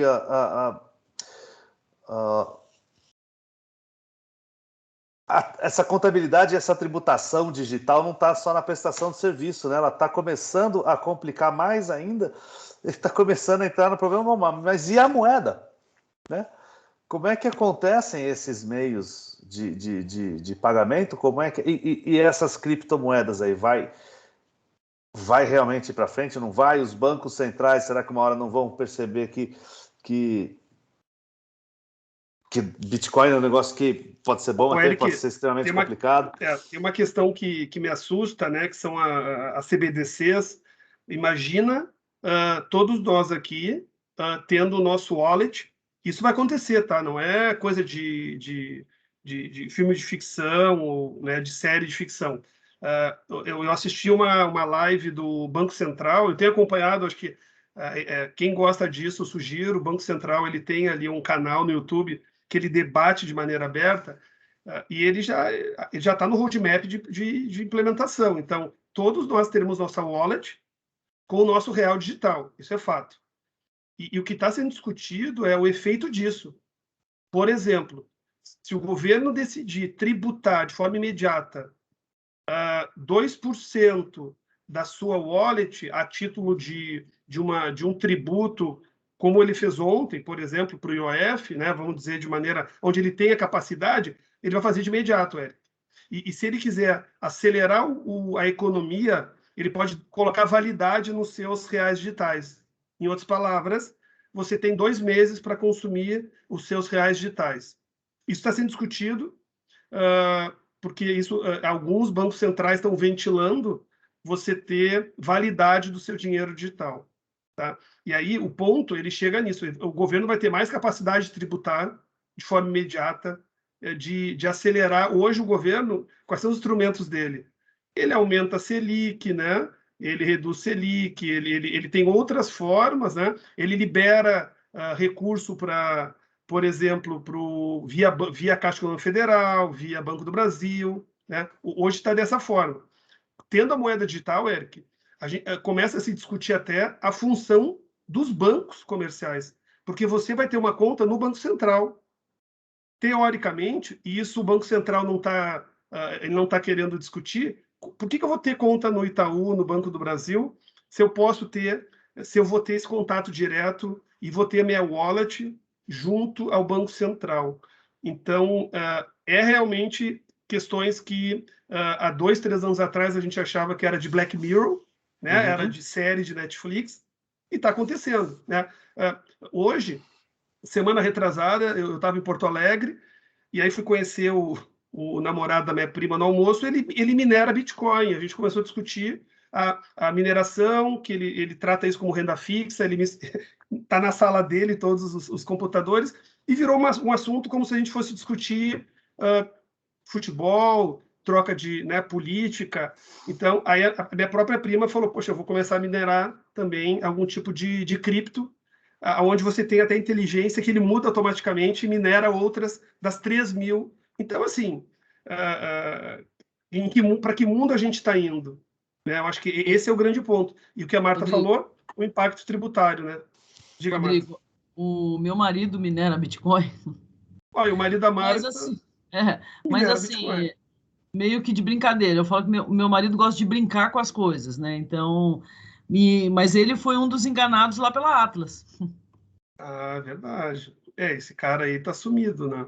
Então, mas eu acho que é isso que é o grande ponto, né? Então, a gente tem Bitcoin, a gente tem as NFTs, né, Eric, que estão aí, né? As NFTs são tudo que é foto, tudo que é imagem, quer dizer, aqueles pixels eles estão sendo aí tokenizados. Eu estava discutindo aqui com um cliente que ele, como uma forma de recompensa, Marta, ele está desenvolvendo o próprio token dele. Então, ele vai ter, entre aspas, no tempo, a criptomoeda dele. Então, certamente, a Renner vai ter a criptomoeda dela, a Amazon, a Magalu, né? E assim como tem os seus cartões de crédito, né? Assim como tem seus cartões de crédito, então, assim como o Pix era algo que a gente não imaginava e hoje já faz parte da nossa vida, né? Já que vocês estão falando aí, e já estavam gozando agora há pouco as velharias, aqui na região, no meu tempo, cada fazendeiro tinha a sua moeda que pagava os seus funcionários, e essa moeda circulava na cidade. Para você ver, né, professor? E hoje a gente vê essa situação de tudo junto, misturado. A gente tem a moeda digital, a gente tem as criptomoedas, né? A gente tem nossos filhos, né? Por exemplo, o meu filho, ele opera na Bolsa de Valor com 17 anos. Então, assim, eu com 17 anos, eu não vou usar uma palavra aqui, mas eu era, né, assim, perto deles, eu estou dizendo no sentido... Né? Mas por quê? Porque eu acho que cabe a nós, né, Eric, também essa função de estimular. Né? Então, é outra geração, como a Marta falou. Essa geração hoje, ela pega um problema e resolve, né, Marta? Então, se alguém do grupo ali, a gente vê muita gente que não aceita uma ineficiência na atividade, né? Vê ali uma questão repetitiva manual, vai lá. Eu tenho uma história de um cliente que comentou que ele contratou um estagiário, Marta, para a área jurídica. O rapaz entrou, na primeira semana ele viu que o procedimento dele era todo manual, tinha que digitar, Ele foi lá, pesquisou o melhor software, baixou o demo, aprendeu, entrou na comunidade, e aí ele desenvolveu o modelo que automatizou, Eric. Aquela atividade que tirou 3, 4 dias, um advogado que não tinha aquela responsabilidade, um estagiário. Então, a gente volta de novo, Érica, é a questão do empreendedorismo, né? É a questão de você olhar para uma situação e ficar desconfortável. Né? E essa questão do empreendedorismo hoje, com essa molecada nova que está vindo, é absolutamente parte intrínseca deles, né? Eles pensam muito em empreendedorismo. A gente vê o que cresce as instituições de apoio, de ensino, essa turma de empreendedor, os laboratórios que dão suporte para isso daí. Isso cresce muito. E todos eles querem ir para a área de tecnologia, a grande maioria deles, né? Ninguém quer fazer uma construtora. Uma hora as construtoras vão acabar, vai ter que botar algum robô para fazer, porque ninguém mais vai conseguir construir prédio. E são coisas interessantes, por exemplo, a gente tem lá também, a gente tem um negócio que eu acho extremamente inteligente, que é engenharia da computação, engenharia mecânica e mecatrônica, que é a mistura dos dois. Mecânica ninguém quer. O cara quer computação. E na engenharia de computação, software. Assim, é claríssimo esse movimento. Né? Tá todo mundo vendo isso aí. Né? Você comentou a questão de falta de profissionais na área de tecnologia. Mas eu vou mais longe, tá? Não sei a Marta. Na Capmg, a gente tem feito processo de seleção para contadores e advogados para a parte de consultoria tributária. Assim, primeiro que vem pouco e tá difícil, a gente tem vagas em aberto há muito tempo, e não é porque a gente está subindo a régua, não é porque a gente está pedindo com inglês, não. É no sentido de profissionais para atuar em projetos, né, no front. Né? Então, o que eu tenho notado é a gente tem um gap muito grande e a gente precisa, como sociedade, acelerar, desenvolver o pessoal. Porque o que eu tenho notado, Marta, as pessoas estão já no caminho de exclusão natural, e não é aqui ser preconceituoso, não é diversidade, não é nada disso. Né? Tá tão acelerado a questão de busca por novos desenvolvimentos que isso já é intrínseco. Então, sem falar de área de tecnologia, Eric. Área de tecnologia, concordo com você. Ontem eu estava falando com o escritório de contabilidade, Marta, de Goiás. Eles têm 40 vagas, não conseguem preencher. Não conseguem, Eric. Então, a gente tá num momento que a gente precisa, minha percepção, focar no desenvolvimento das pessoas, dos profissionais, de todas as idades. De todas as idades. Não é só daquele que está acima de 40, não é, porque aquele que tem 30 é outra geração, né? É uma geração diferente, está tudo certo. Né? A gente tem que compor essa diversidade, mas, como a gente conversou, as pessoas precisam começar a ser mais desafiadas no sentido de procurar coisas novas, porque achar que fez contábeis, fez direito, ou sabe todo o regulamento CMS, né, Marta, ou sabe todas as práticas contábeis, não resolve mais problema complexo. Você vê uma coisa interessante que eu tenho visto nessa questão eu não acompanho proximamente, mas já vi muita gente conversando sobre isso, são os advogados que hoje você fala assim, a história da provisão é possível, provável, remota, não sei o que lá, tal. E um dia eu estava brincando que uma vez eu vi um relatório, já há bastante tempo, do cara que colocou lá 74,26%, né, de chance. Aí eu achei aquilo meio surreal, né, o cara colocar 74,26% de chance. Aí, olha só, um aluno meu ela falou, não, mas olha só, hoje você tem sistemas que medem isso. São inteligências artificiais que entram essas APIs, aí, esses robozinhos que a Marta estava comentando, que entram nos tribunais, entram nas coisas, analisam os processos e trazem de volta a porcentagem de chance de como é que está comportando a chance de ganho e perda. Quer dizer, então você já tem advogados especializados na parte porque isso daí também, esse bicho não aprende sozinho, né? Alguém tem que fazer isso, alguém tem que ensinar ele. Então você já tem gente que atua ensinando essas inteligências artificiais a lerem esses... Mas, Eric, você tocou num ponto interessante, que a gente sempre fala de fintech, né, edtech, mas lawtech é um mercado super aquecido, né? Eu conheço assim, eventualmente a gente participava agora menos com distanciamento, mas você tem escritórios de advocacia hoje super focados em tecnologia e já com algoritmos já curados há mais de um ano, como você falou, super assertivos, né? Então, quem saiu lá na frente, como a Marta falou antes, quer dizer, né, quem comprou, quem se estruturou antes, né, vai ter uma diferença muito grande. Porque você pegar uma empresa que está começando a testar um algoritmo agora, né, para aquela que já está já há 2 anos fazendo aprendizado de máquina, né, já está coletando dados, já... E o serviço é escalável, né, Eric? O serviço é marginal. Essa empresa, para fornecer como software as a service, qual é o custo dela? Né? É pouquíssimo. Ela vai botar uma assinatura lá por API, que vai ser, sei lá, R$ 5 por chamada do API, porque todo o custo ela já teve. Né? Então, realmente, a gente está começando até na parte contábil, né, Marta? A gente começa a ver também algumas empresas aí em nichos, né? E aí não entrando no mérito se que nicho é o melhor. Um caso aí a Contabilizei, né? Se a gente for ver, né? Tá grande, né? Tá grande, tem um nicho, é claro, né? Mas você vê que começa a provocar uma outra forma, né, de ofertar serviço, a Reut. Então, e você começa a ver que na própria, eu falo por KPMG, na própria KPMG a gente está repensando, Eric, como que é o atendimento, como que tem que ser o perfil do profissional. Porque antes era assim, o La Rosa é o sócio da área dele, ele tem que entregar o resultado dele. Não, o La Rosa ele tem que ter o olhar para levar o que o cliente precisa, e aí muda, né? Porque você precisa pensar no todo, a questão de ego, vaidade. Então, as próprias consultorias estão sendo colocadas à prova, Eric. Você não pode, eu sou ótimo em compliance, beleza, e, né?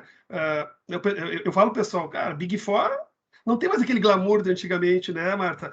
Big Four. Hoje Big Four é Big Four e você tem as outras, você tem boutiques e todas atendem bem, e então você tem uma incumbent que é grande, né, que eu brinco, que é as Big Four ali, aquele transatlântico, que para dar uma virada, e aí eu vejo uma boutique do meu lado aqui com um risk management menor, que emite a proposta no dia, assume mais risco, trabalha com outros métodos super bons. E como é que eu faço, Eric?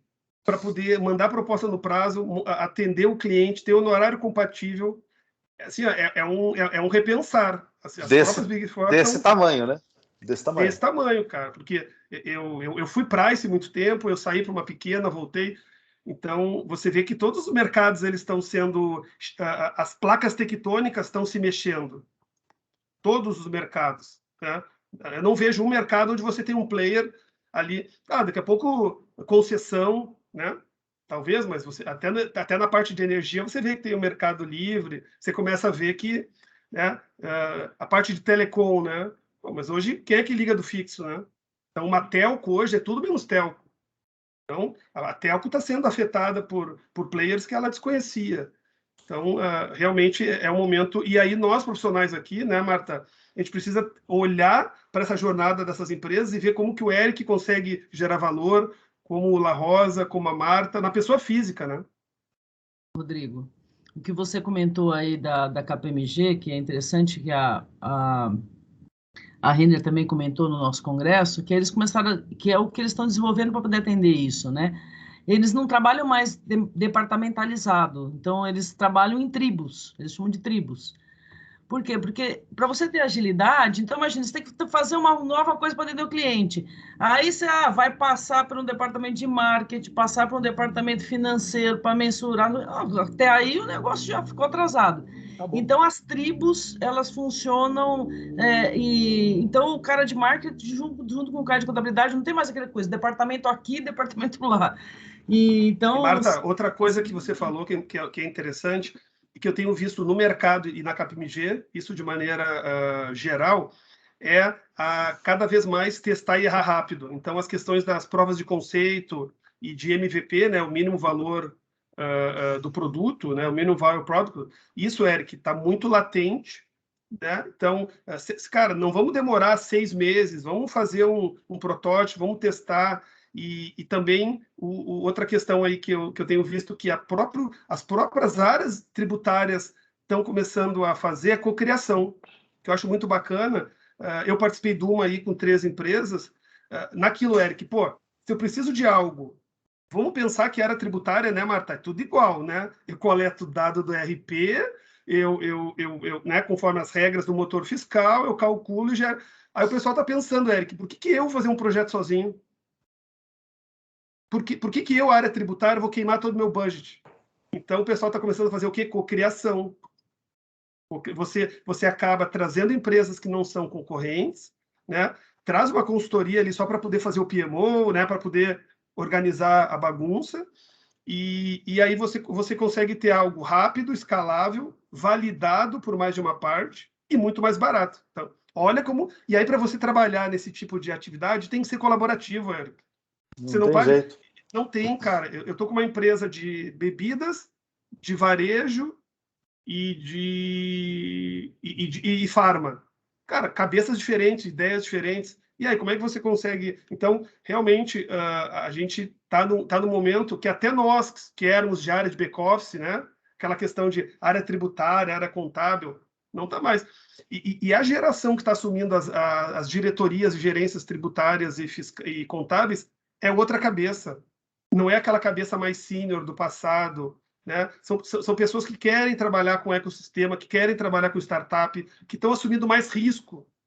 Né? E que já são formadas desse jeito, né? Já estão nascendo. Já são formadas. O grupo de amigos da escola, da faculdade, né?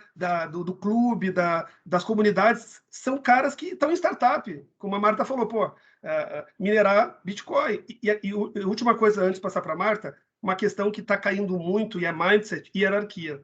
Então, não é porque eu sou sócio que eu não vou meter a mão na massa e eu não vou... Então, esse é outro ponto, Eric, que é grande desafio para mim, no mercado que a gente foi formado como hierarquia, é como que as pessoas trabalham o seu ego e vaidade. Que para mim, hierarquia é isso, né? Marta, desculpa. Não, eu queria colocar um outro ponto aqui, que é o seguinte, a questão da contabilização, né? O quanto de normas contábeis. Porque, só para a gente, toda essa revolução que a gente está falando, a contabilidade está perdendo relevância. Você mesmo apresentou os dados lá das empresas em que eu falo você, aponto você como se a gente tivesse pessoalmente, né? O Rodrigo. A questão a diferença entre o valor de mercado das empresas e o que está na contabilidade. A contabilidade está perdendo muito a relevância. E aí, só para trazer um dado, e que eu acho que isso é importante, em 1985, olhando as 500 maiores empresas nos Estados Unidos, o valor total de mercado era de 2 bilhões. E os ativos tangíveis líquidos, 1,5. Então, você fala assim, estava distante, mas era o quê? O que estava na contabilidade explicava 68% do que era negociado na Bolsa. Hoje, em 2020, olhando dados de 2020, eram 3 bilhões, eu estou lendo, 3 bilhões de ativos tangíveis e 33 de valor de mercado. Então, hoje a contabilidade explica 10% do que está lá no negociado. Então, a gente faz contabilidade e manda e publica lá no mercado de capitais, e o quanto que isso explica o que está acontecendo lá. Então, a sensação que eu tenho todo esse desenvolvimento que a gente está falando são os intangíveis, são recursos intangíveis, tudo isso que a gente está falando de produto, de toda essa transformação, e que acho que a contabilidade não percebeu que vai ter que contabilizar alguma coisa diferente. Ô, Marta, é importante que você está falando, porque eu vou pegar o caso clássico que todo mundo conhece aqui, de A a Z, Tesla, né? Se você pegar o valor patrimonial da Tesla e o quanto está o market cap dela, mas por quê? E vamos pegar outras startups aí que estão queimando dinheiro, né? Via a própria Nubank, né? A Nubank é um caso, mas é por quê? Porque está se esperando algo do futuro, né? Totalmente diferente do que hoje a empresa vale, né? No sentido patrimonial. Então, você pega... Por quê? Porque são soluções diferentes, são projetos diferentes, né? Eu gosto do Elon Musk no sentido do portfólio dele, né? Ele tem um portfólio que vai de bateria, carro autônomo, né? Viagem espacial. Quanto vale isso? Se der certo, e está dando, né? Eu não sei se vocês estão acompanhando, mas o custo que ele tem de equipamento renovável dos foguetes assim, é 1/100º do valor que a NASA gastava, Eric. É absurdo o que ele está fazendo. Quanto que vale isso? Como a Marta falou, como que captura isso? A contabilidade não captura. Então, né?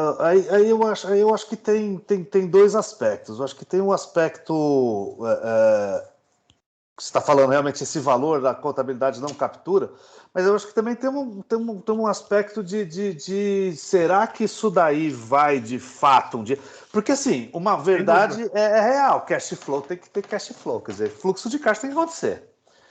Será que dá para viver só de expectativa de que um dia a Tesla vai conseguir, a gente vai passar um busão da Tesla aqui na minha janela e a gente vai jantar na Lua? Será que isso de fato vai gerar caixa, esse caixa que se está esperando? Ou será que se está apostando em coisas que eventualmente não vão virar... Eric, eu vou te fazer uma provocação. Antigamente, para um fundo de investimento liberar recurso, o que ele pedia para as empresas investidas? Business plan e ROI. Uhum. E ROI. Hoje, esse tipo de modelo de negócio incerto, eles não querem ver ROI. Eu concordo com você. Esse é o ponto. E outra coisa que eu noto, Marta, que está impactando muito isso. Eu não sei se vocês conhecem as SPACs. SPACs são empresas listadas na Bolsa de Nova York, onde ela é um veículo para comprar uma empresa. Então, um fundo ou algum gestor cria uma SPAC e fala, olha, eu vou comprar empresa de tecnologia. E todo mundo investe sem saber qual é a empresa. Eric, bilhões de dólares investidos em SPACs. Então, por quê? Porque o dinheiro está muito barato, Marta. Então, assim, o pessoal está comprando NFT, o pessoal está comprando cripto. Por quê? Porque o dinheiro está abundante. Né? Se a gente for ver aí a política monetária dos Estados Unidos, Eric, está comprando 120 bi por mês. Está comprando 80 bi de dívida e 40 de hipoteca todo mês, Eric. Então, assim, cara, dinheiro sobrando. Né? Os cheques assistenciais, né, Edson, 1.400, 300 dólares por semana. O cara não sabe o que fazer. O que ele vai? Vai para a Bolsa. E aí, cara, é oferta e demanda. Então, eu acho que esse descasamento, ele está muito na questão de ter muito dinheiro barato no mercado disponível. Aí o pessoal compra. E compra por qualquer valor, né? E a gente tem esse risco de saber se isso vai realmente virar. Se bem que, assim, muita gente está transformando isso em dinheiro pela... o cara compra e vende, transforma em dinheiro na compra e venda, mas será que um dia isso vai retornar? E será que precisa retornar mesmo? Será que não dá para viver mesmo de expectativa? Porque se você não está mais querendo ROI, você está querendo ganho de capital, valor de mercado, ganho de valor de mercado, e valor de mercado é sempre uma expectativa. Hoje o cara vai para a Lua, amanhã ele vai para Marte, amanhã ele já tem uma nova expectativa, e isso vai... Eu não sei, eu não consigo entender direito esse mecanismo Eric, se você olhar aquela lista que eu mostrei ali, se você olhar as empresas, né, são empresas que elas estão no prejuízo, a maioria delas. A maioria delas. Você viu ali, das 11, só 3 não são de mercado de tecnologia. Então, mas por quê? Porque tem essa expectativa que essas empresas vão impactar como estão impactando, como a Amazon impactou. Quer dizer, você olha para trás e fala assim, pô, eu perdi dinheiro e não entrar na... Porque o cara pensa assim, se eu tivesse entrado na Apple lá em 76, eu estaria rico. Se eu tivesse entrado na Amazon, na Microsoft lá em 79. Então, virou uma aposta, né? Você entende? Por quê? Por tudo que a gente falou. Os modelos de negócio mudaram, né? Mudou a percepção de valor. Mudou. E é gozado, porque eu tenho dado bastante aula de análise, e principalmente a molecada pergunta, mas professor, por que serve isso daí? Por que serve valuation? Ninguém mais usa isso. O cara não obviamente que ele está enviesado, que ele está vendo só esse mercado. Mas assim, você não precifica uma startup com um processo normal de valuation, porque você não consegue nem saber qual produto que ela vai ter amanhã. Como é que você vai precificar uma receita se você não sabe nem qual produto que ela está desenvolvendo? Porque desenvolve um hoje, desenvolve 2 amanhã, depois é mais tanto, depois é mais tanto, é mais tanto. São outras maneiras de você pensar esse valor, né? Como é que esse valor... Você não mede ele com as medidas tradicionais que a gente está acostumado. E Eric, e aí começa uma situação interessante, que é assim, se a startup, né, vamos lá, né, acho que mesmo um TikTok, né, que é uma, né, hoje é um business gigante, acaba sendo startup faturando bilhões. Se eu não meço ela pelo ROI, se eu não meço ela pelo valuation, como que eu começo a criar elementos de controle? Por exemplo, governança, né, acordo de acionista. Eu começo a entrar em outros elementos que essas empresas precisam ter, né? Acordo de acionista, governança, né? Questão de controle de informação. Então, você começa a entrar num campo complementar e relevante, né? Que para as incumbentes já fazia parte, né? Já faz parte, né, das empresas tradicionais. E você começa a ter novos instrumentos de investimento. Porque o cara vai emprestar dinheiro, mas ele quer ter uma opção de transformar esse dinheiro em capital, mas ele também quer ter uma opção de, dependendo, de retirar esse dinheiro, e aí você começa a ter novos contratos, e esses novos contratos vão gerar novas receitas, vão gerar novas formas de tributar as coisas também. O mercado de investimento nessas empresas também faz parte dessa própria maluquice que está acontecendo, porque você está tendo novas formas de investimentos, novos contratos, não é mais debênture e nota promissória, agora você começa a ter coisas que o mercado vai construindo, e aí o contador também tem que correr atrás para registrar, e o tributarista correr atrás para tributar ou minimizar risco, né? Então é uma coisa... Não, e é um repensar, porque antigamente a área tributária e contábil, ela era o back, né? Então ela era um centro de custo. E hoje, com todas as empresas que a gente acompanha, trabalha, se desafiando no modelo de negócio com parcerias e com formas aí de rentabilizar, isso impacta a área tributária. Quer dizer, quem um dia ia pensar que a área tributária ia trabalhar em squads, modelo ágil, né? Hoje, nas conversas que eu tenho assim no meio tributário, é comum isso, sabe, Edson? Antigamente, se você falasse em squad, você ia fazer, pô, cara, squad é coisa para a área de comercial, e hoje não. Hoje, boa parte das empresas aí que precisam ser ágeis, rápidas e têm problemas complexos, tem squad, né? Como a Marta falou, né? A Marta faz um grupo, tem a pessoa do tributário, da contabilidade, de TI, né? E outra coisa, Eric, que eu tenho notado muito a área tributária e contábil está tendo autonomia para escolher e navegar no ecossistema de tecnologia. Antigamente, quem decidia a tecnologia era a TI, né? Hoje, isso muda muito, porque se eu sou o head de tax, eu sou um gerente de tax, eu sou um coordenador de tax, né? Eu sou staff e eu vou ter que interagir com esse ecossistema, cara, muda meu perfil, né? Porque eu preciso entender, compreender, desafiar, e hoje a maioria das empresas elas só usam a área de TI para homologar, né? Então, eu vou contratar uma startup que eu quero fazer dashboard, eu vou contratar uma startup para fazer pesquisa de atualização legislativa, eu vou contratar uma startup para automatizar meu controle de CND, eu vou contratar uma startup para fazer lá uma revisão de cadastro automática, vou usar enfim, né? Hoje tem várias na área tributária. Como é que eu lido com esses caras? E LGPD? Né? Eu tenho dado de pessoa física. Você entendeu? Então, eu tenho a questão como a Marta falou, da parte cibernética, né?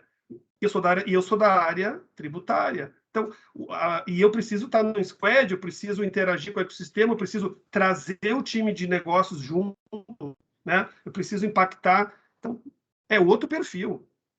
É um perfil empreendedor, é um perfil curioso, é um perfil que tem interesse em estar junto com a área de negócios, conhecer tecnologia. Essa história de, eu vou fazer um curso de ICMS. Poxa, mas você já fez algum curso de método ágil, ou pelo menos de gestão, ou pelo menos de novas tecnologias? Esse é o ponto que começa, Eric. Começa o repensar. Né? Que conteúdo eu preciso beber? Né? Qual é a fonte que eu preciso beber? Para ser interessante. Esse é o grande... Isso que eu me pergunto todo dia. Como eu vou ser interessante para a KPMG e para os meus clientes? E a Márcia Gomes escreveu aqui no chat, né? Márcia, se quiser abrir o microfone e participar da discussão, por favor, seja bem-vinda, né? Aqui a conversa é aberta. Hoje o pessoal está meio escondido, acho que está todo mundo meio assustado, mas ela falou que o problema maior é a resistência a mudanças tecnológicas por parte dos profissionais. Esses tendem a morrer cada vez mais rápido, né? E tem a questão da hierarquia também, né, Eric? Tem a questão de, antigamente, e o Edson lembra, né, quando a gente estava na PW, se você questionasse um sócio, nossa, né, Edson, você era um... Né? Hoje, eu sou sócio, e hoje a galera me liga, me questiona, brinca, me desafia, desconstrói o que eu falo, né? E eu dependo hoje... Olha que coisa, Eric. 80% do meu time hoje é tecnologia, Marta. Eu tenho 20% que é techs, que é quem captura o problema, especifica e valida. Olha como a gente está. A gente está muito mais na mão de um PMO, de um time de tecnologia, de um time de negócio, de processo.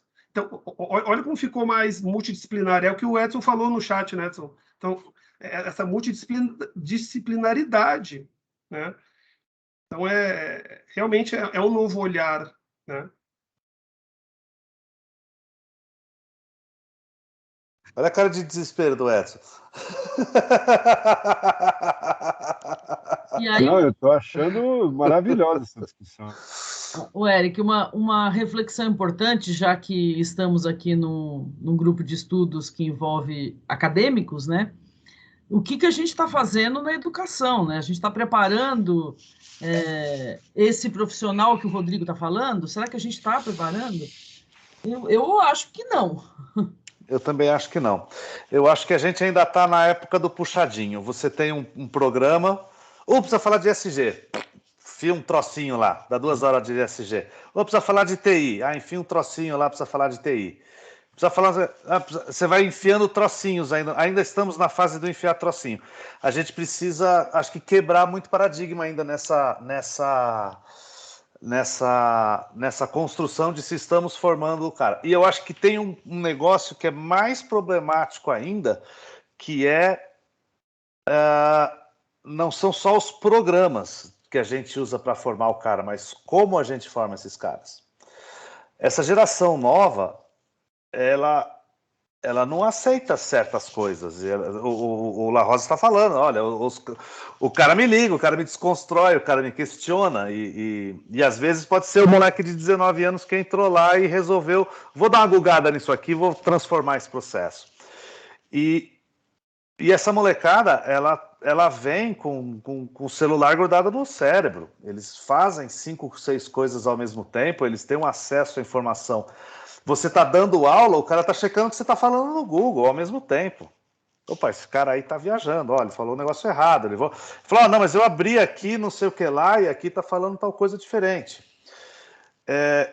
Então, eles têm acho que isso tem a ver também, está relacionado com a questão da hierarquia, eles têm uma certa... Peraí, deixa eu ver se o que está chegando para mim é verdade. Não interessa quem está falando. Os heróis deles são outros, não são os professores, não são os diretores, não são... São os Elon Musk da vida, né? Mas eu acho que tem um ponto também, concordo com você, acho que cada geração tem a sua característica. Sim. E aonde eu vejo assim que tem um desafio maior é o pessoal que está ali no meio do sanduíche, entendeu? No meio, é o pessoal dos 35 aos 45, né?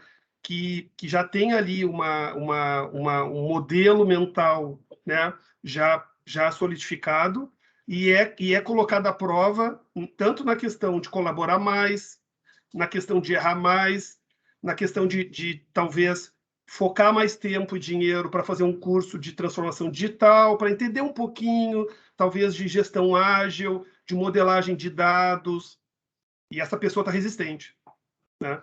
Então, eu acho que Com essa idade, hein? Com essa idade. Não, eu tenho 45. Eu fui descobrir o mundo de Tax Transformation quando eu fui colocado num projeto que o cliente ele queria fazer POC para todas as atividades da área tributária. Cara, eu não sabia, mas eu tinha uma pessoa de tecnologia que me suportou, me ensinou. Então, eu acho que esse é o que a Marta falou. Acho que a gente precisa repensar, e é top-down. Tem que ser top-down. Não adianta eu na KPMG falar pô, legal, a transformação digital, se eu estou numa sala fechada e fico só revisando o relatório e não vou para o front. Acho que o grande ponto, Eric, as pessoas têm que começar a botar mais a mão na massa. E o grande diferencial que eu noto hoje é quem executa. O pessoal vai para a sala, fica dando pitaco, né? Fica falando. E aí, quem vai executar? Pouca gente, eu noto. Pouca gente mete a mão, testa, monta o negócio, desconstrói. Eu vejo uma grande dificuldade hoje, não é KPMG, estou falando de mercado, tá? As pessoas começarem a executar. As pessoas estão perdendo a prática da execução. Minha percepção, tá? Tá tudo assim, todo mundo dá pitaco, mas ninguém se arrisca. Porque você tem que se arriscar, tem que se expor, né? Tem que, às vezes, passar uma impressão que você não sabe. E as pessoas têm medo de falar, pô, cara, não sei, Edson, me explica aí porque eu tô boiando. A gente perdeu essa característica, né, de questão humana, né? Acho que a gente precisa ser mais humano. E sendo mais humano, eu vou dizer, Eric, pô, cara, não sei o que você está falando, né? Ou você vai dizer, La Rosa, né, eu acho que tem mais uma visão aqui. Acho que a gente precisa... que nem um time que joga muito distante. Acho que os times estão muito protocolares. E aí, quando tem questão complexa, cara, time protocolar não resolve. Desculpa, Edson, você levantar a mão. Não, eu queria ser o chato aqui, né? E pegar um gancho no que a Marta colocou, o chato no sentido de ser velho. Pegar um gancho no que a Marta colocou da formação, porque o que eu tenho percebido, Eric, e aí você está certo, ainda mais em home office, em teleeducação, né? Que eu não preciso nem mudar de dispositivo, eu já estou no computador vendo o professor, eu já estou com o Google ali, já dá para mexer, né? Mas é muito Google e pouco fundamento. Sim. Né? Muito Google e pouco livro. Assim, não tem. As pessoas acham é o que efetivamente se chama de pós-verdade. A pessoa está vendo a prática, ela diz, essa é a verdade. E às vezes não é. É a verdade daquela situação. E aí, Marta, eu acho que a gente, na área acadêmica, a gente tem que voltar um pouco, por isso que eu estou sendo velho aqui, né? A gente tem que voltar, né, a dar valor para esses fundamentos, para essas teorias, né? Para falar, olha, você não vai saber teoria simplesmente para a hora que você tiver com sono você vai ler esse livro. É porque vai aparecer uma situação diferente, você vai ter que dar uma solução. E alguém já pensou de uma maneira genérica sobre isso. Alguém já trouxe experiência sobre isso, né? E é interessante porque você vê alguns artigos, algumas coisas, e é uma expressão que eu acho muito boa para essa geração, e eu escutei de um orientando meu, mas ele falou, né, contextualizado, mas ele falou assim, não, qual é a referência? Por que você está escrevendo isso? Né? Não, referências são vozes da minha cabeça. Porque você fala, escuta, da onde que você tirou essa ideia? E como a pessoa lê muito, ouve muito, questão de podcast também, de palestras, então acaba escrevendo, mas, cara, vai ver o que é, né? O que está por trás, qual é a teoria que está por trás. Não é assim, né? Então, e aí eu concordo muito com a Marta, o nosso papel é também fazer isso, né? Trazer um pouco essa questão de que existe fundamento para as coisas, né? Ninguém inventou nada, né? São anos de estudo, né? É difícil você ser original hoje, muito difícil, né? Ainda mais na área acadêmica. Eu recebi para acabar, eu recebi um convite para participar de uma pesquisa sobre o nível de inovação no doutorado, né? Pô, aí eu parei para pensar, é difícil inovar, porque às vezes você vai inovar demais, né? Na área, né, principalmente na área contábil, na área tributária, você vai inovar demais, você vai acabar saindo da realidade. Então é muito difícil inovar, claro, inovar na tecnologia, tudo bem, você vai, né? Não é disso que eu estou falando. O que eu estou falando é você inovar em termos de teoria, de argumento, de fundamento. É muito complicado hoje, né? Mas, o Edson, acho que você tem toda a razão. Assim, a teoria, a profundidade de pensamento, o parar e pensar e analisar as coisas com profundidade, com substância, isso é um ativo cada vez mais raro que eu tenho percebido também.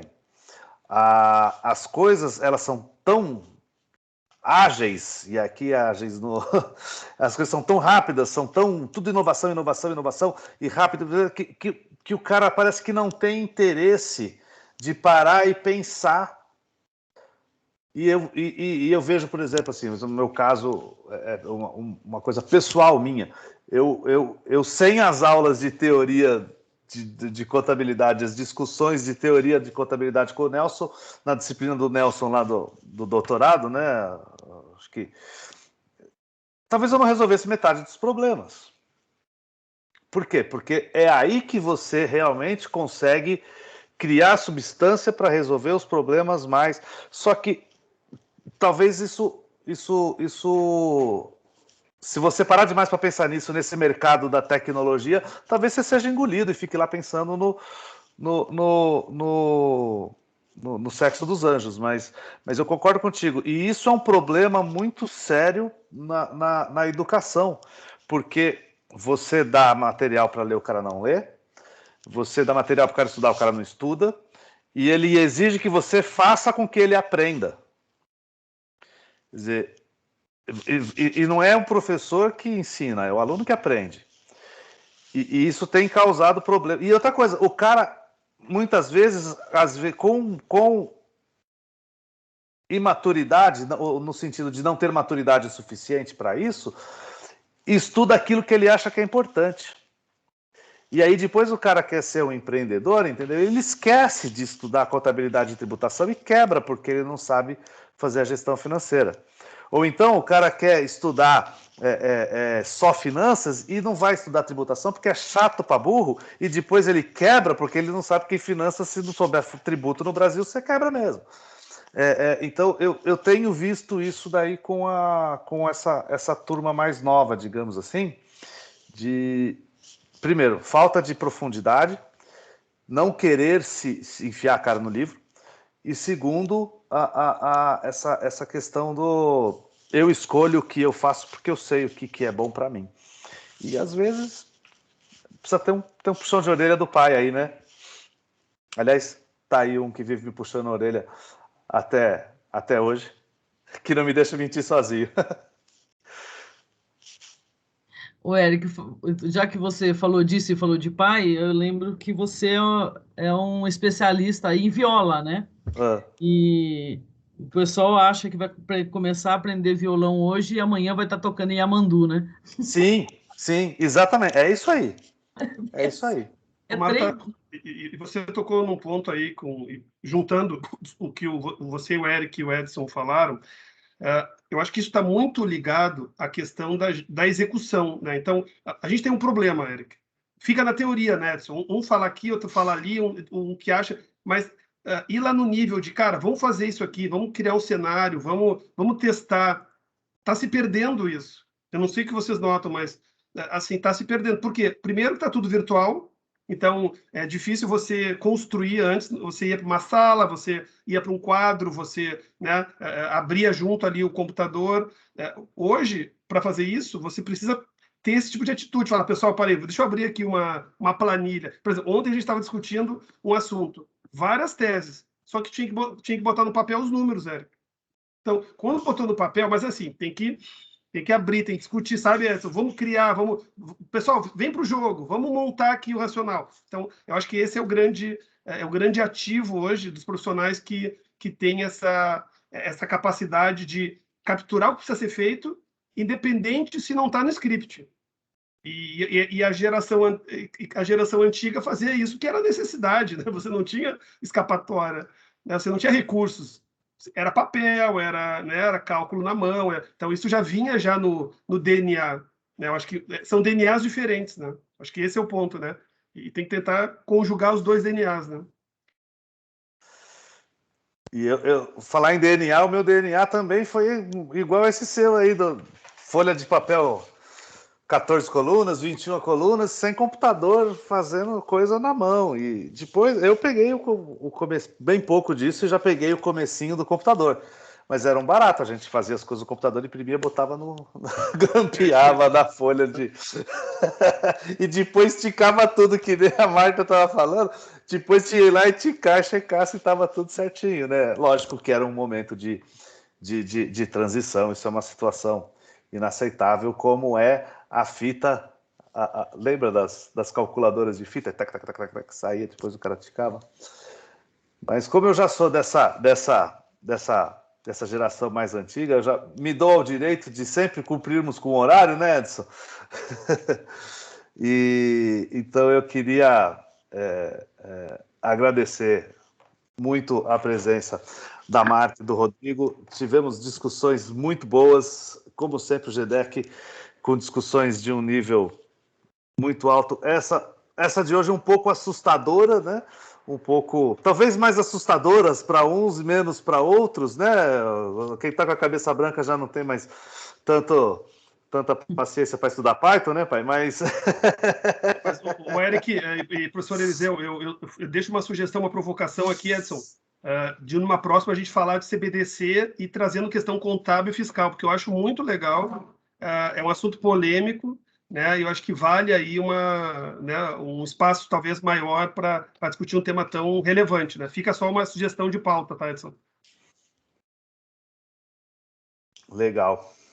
Edson, quer fazer as últimas palavras? Não, só para que as ideias do Rodrigo são sempre boas. Aliás, essa da transformação digital também foi uma ideia dele, né? De pauta que a gente está trazendo. Não, eu acho que assim, o Eric falou que a reunião estava assustadora, eu acho que está cada vez mais assustador. Né? Está numa tendência de susto aqui. Mas foi ótima, né? Excelente a discussão. E lembrando que nós teremos no dia 22 de outubro, a nossa próxima reunião, e na pauta está dividendo e JCP. Eu acho que a gente vai manter porque merece também, né, aprofundar um pouquinho essa discussão. Tá? E agradecendo a participação de todos, agradecendo, né, o Eric que conduziu aí muito bem. Então, até a próxima. Excelente, pessoal. Tchau, pessoal. Obrigado a todos. Eu que agradeço muito o convite. Muito obrigado. Imagina, seja sempre bem-vindo.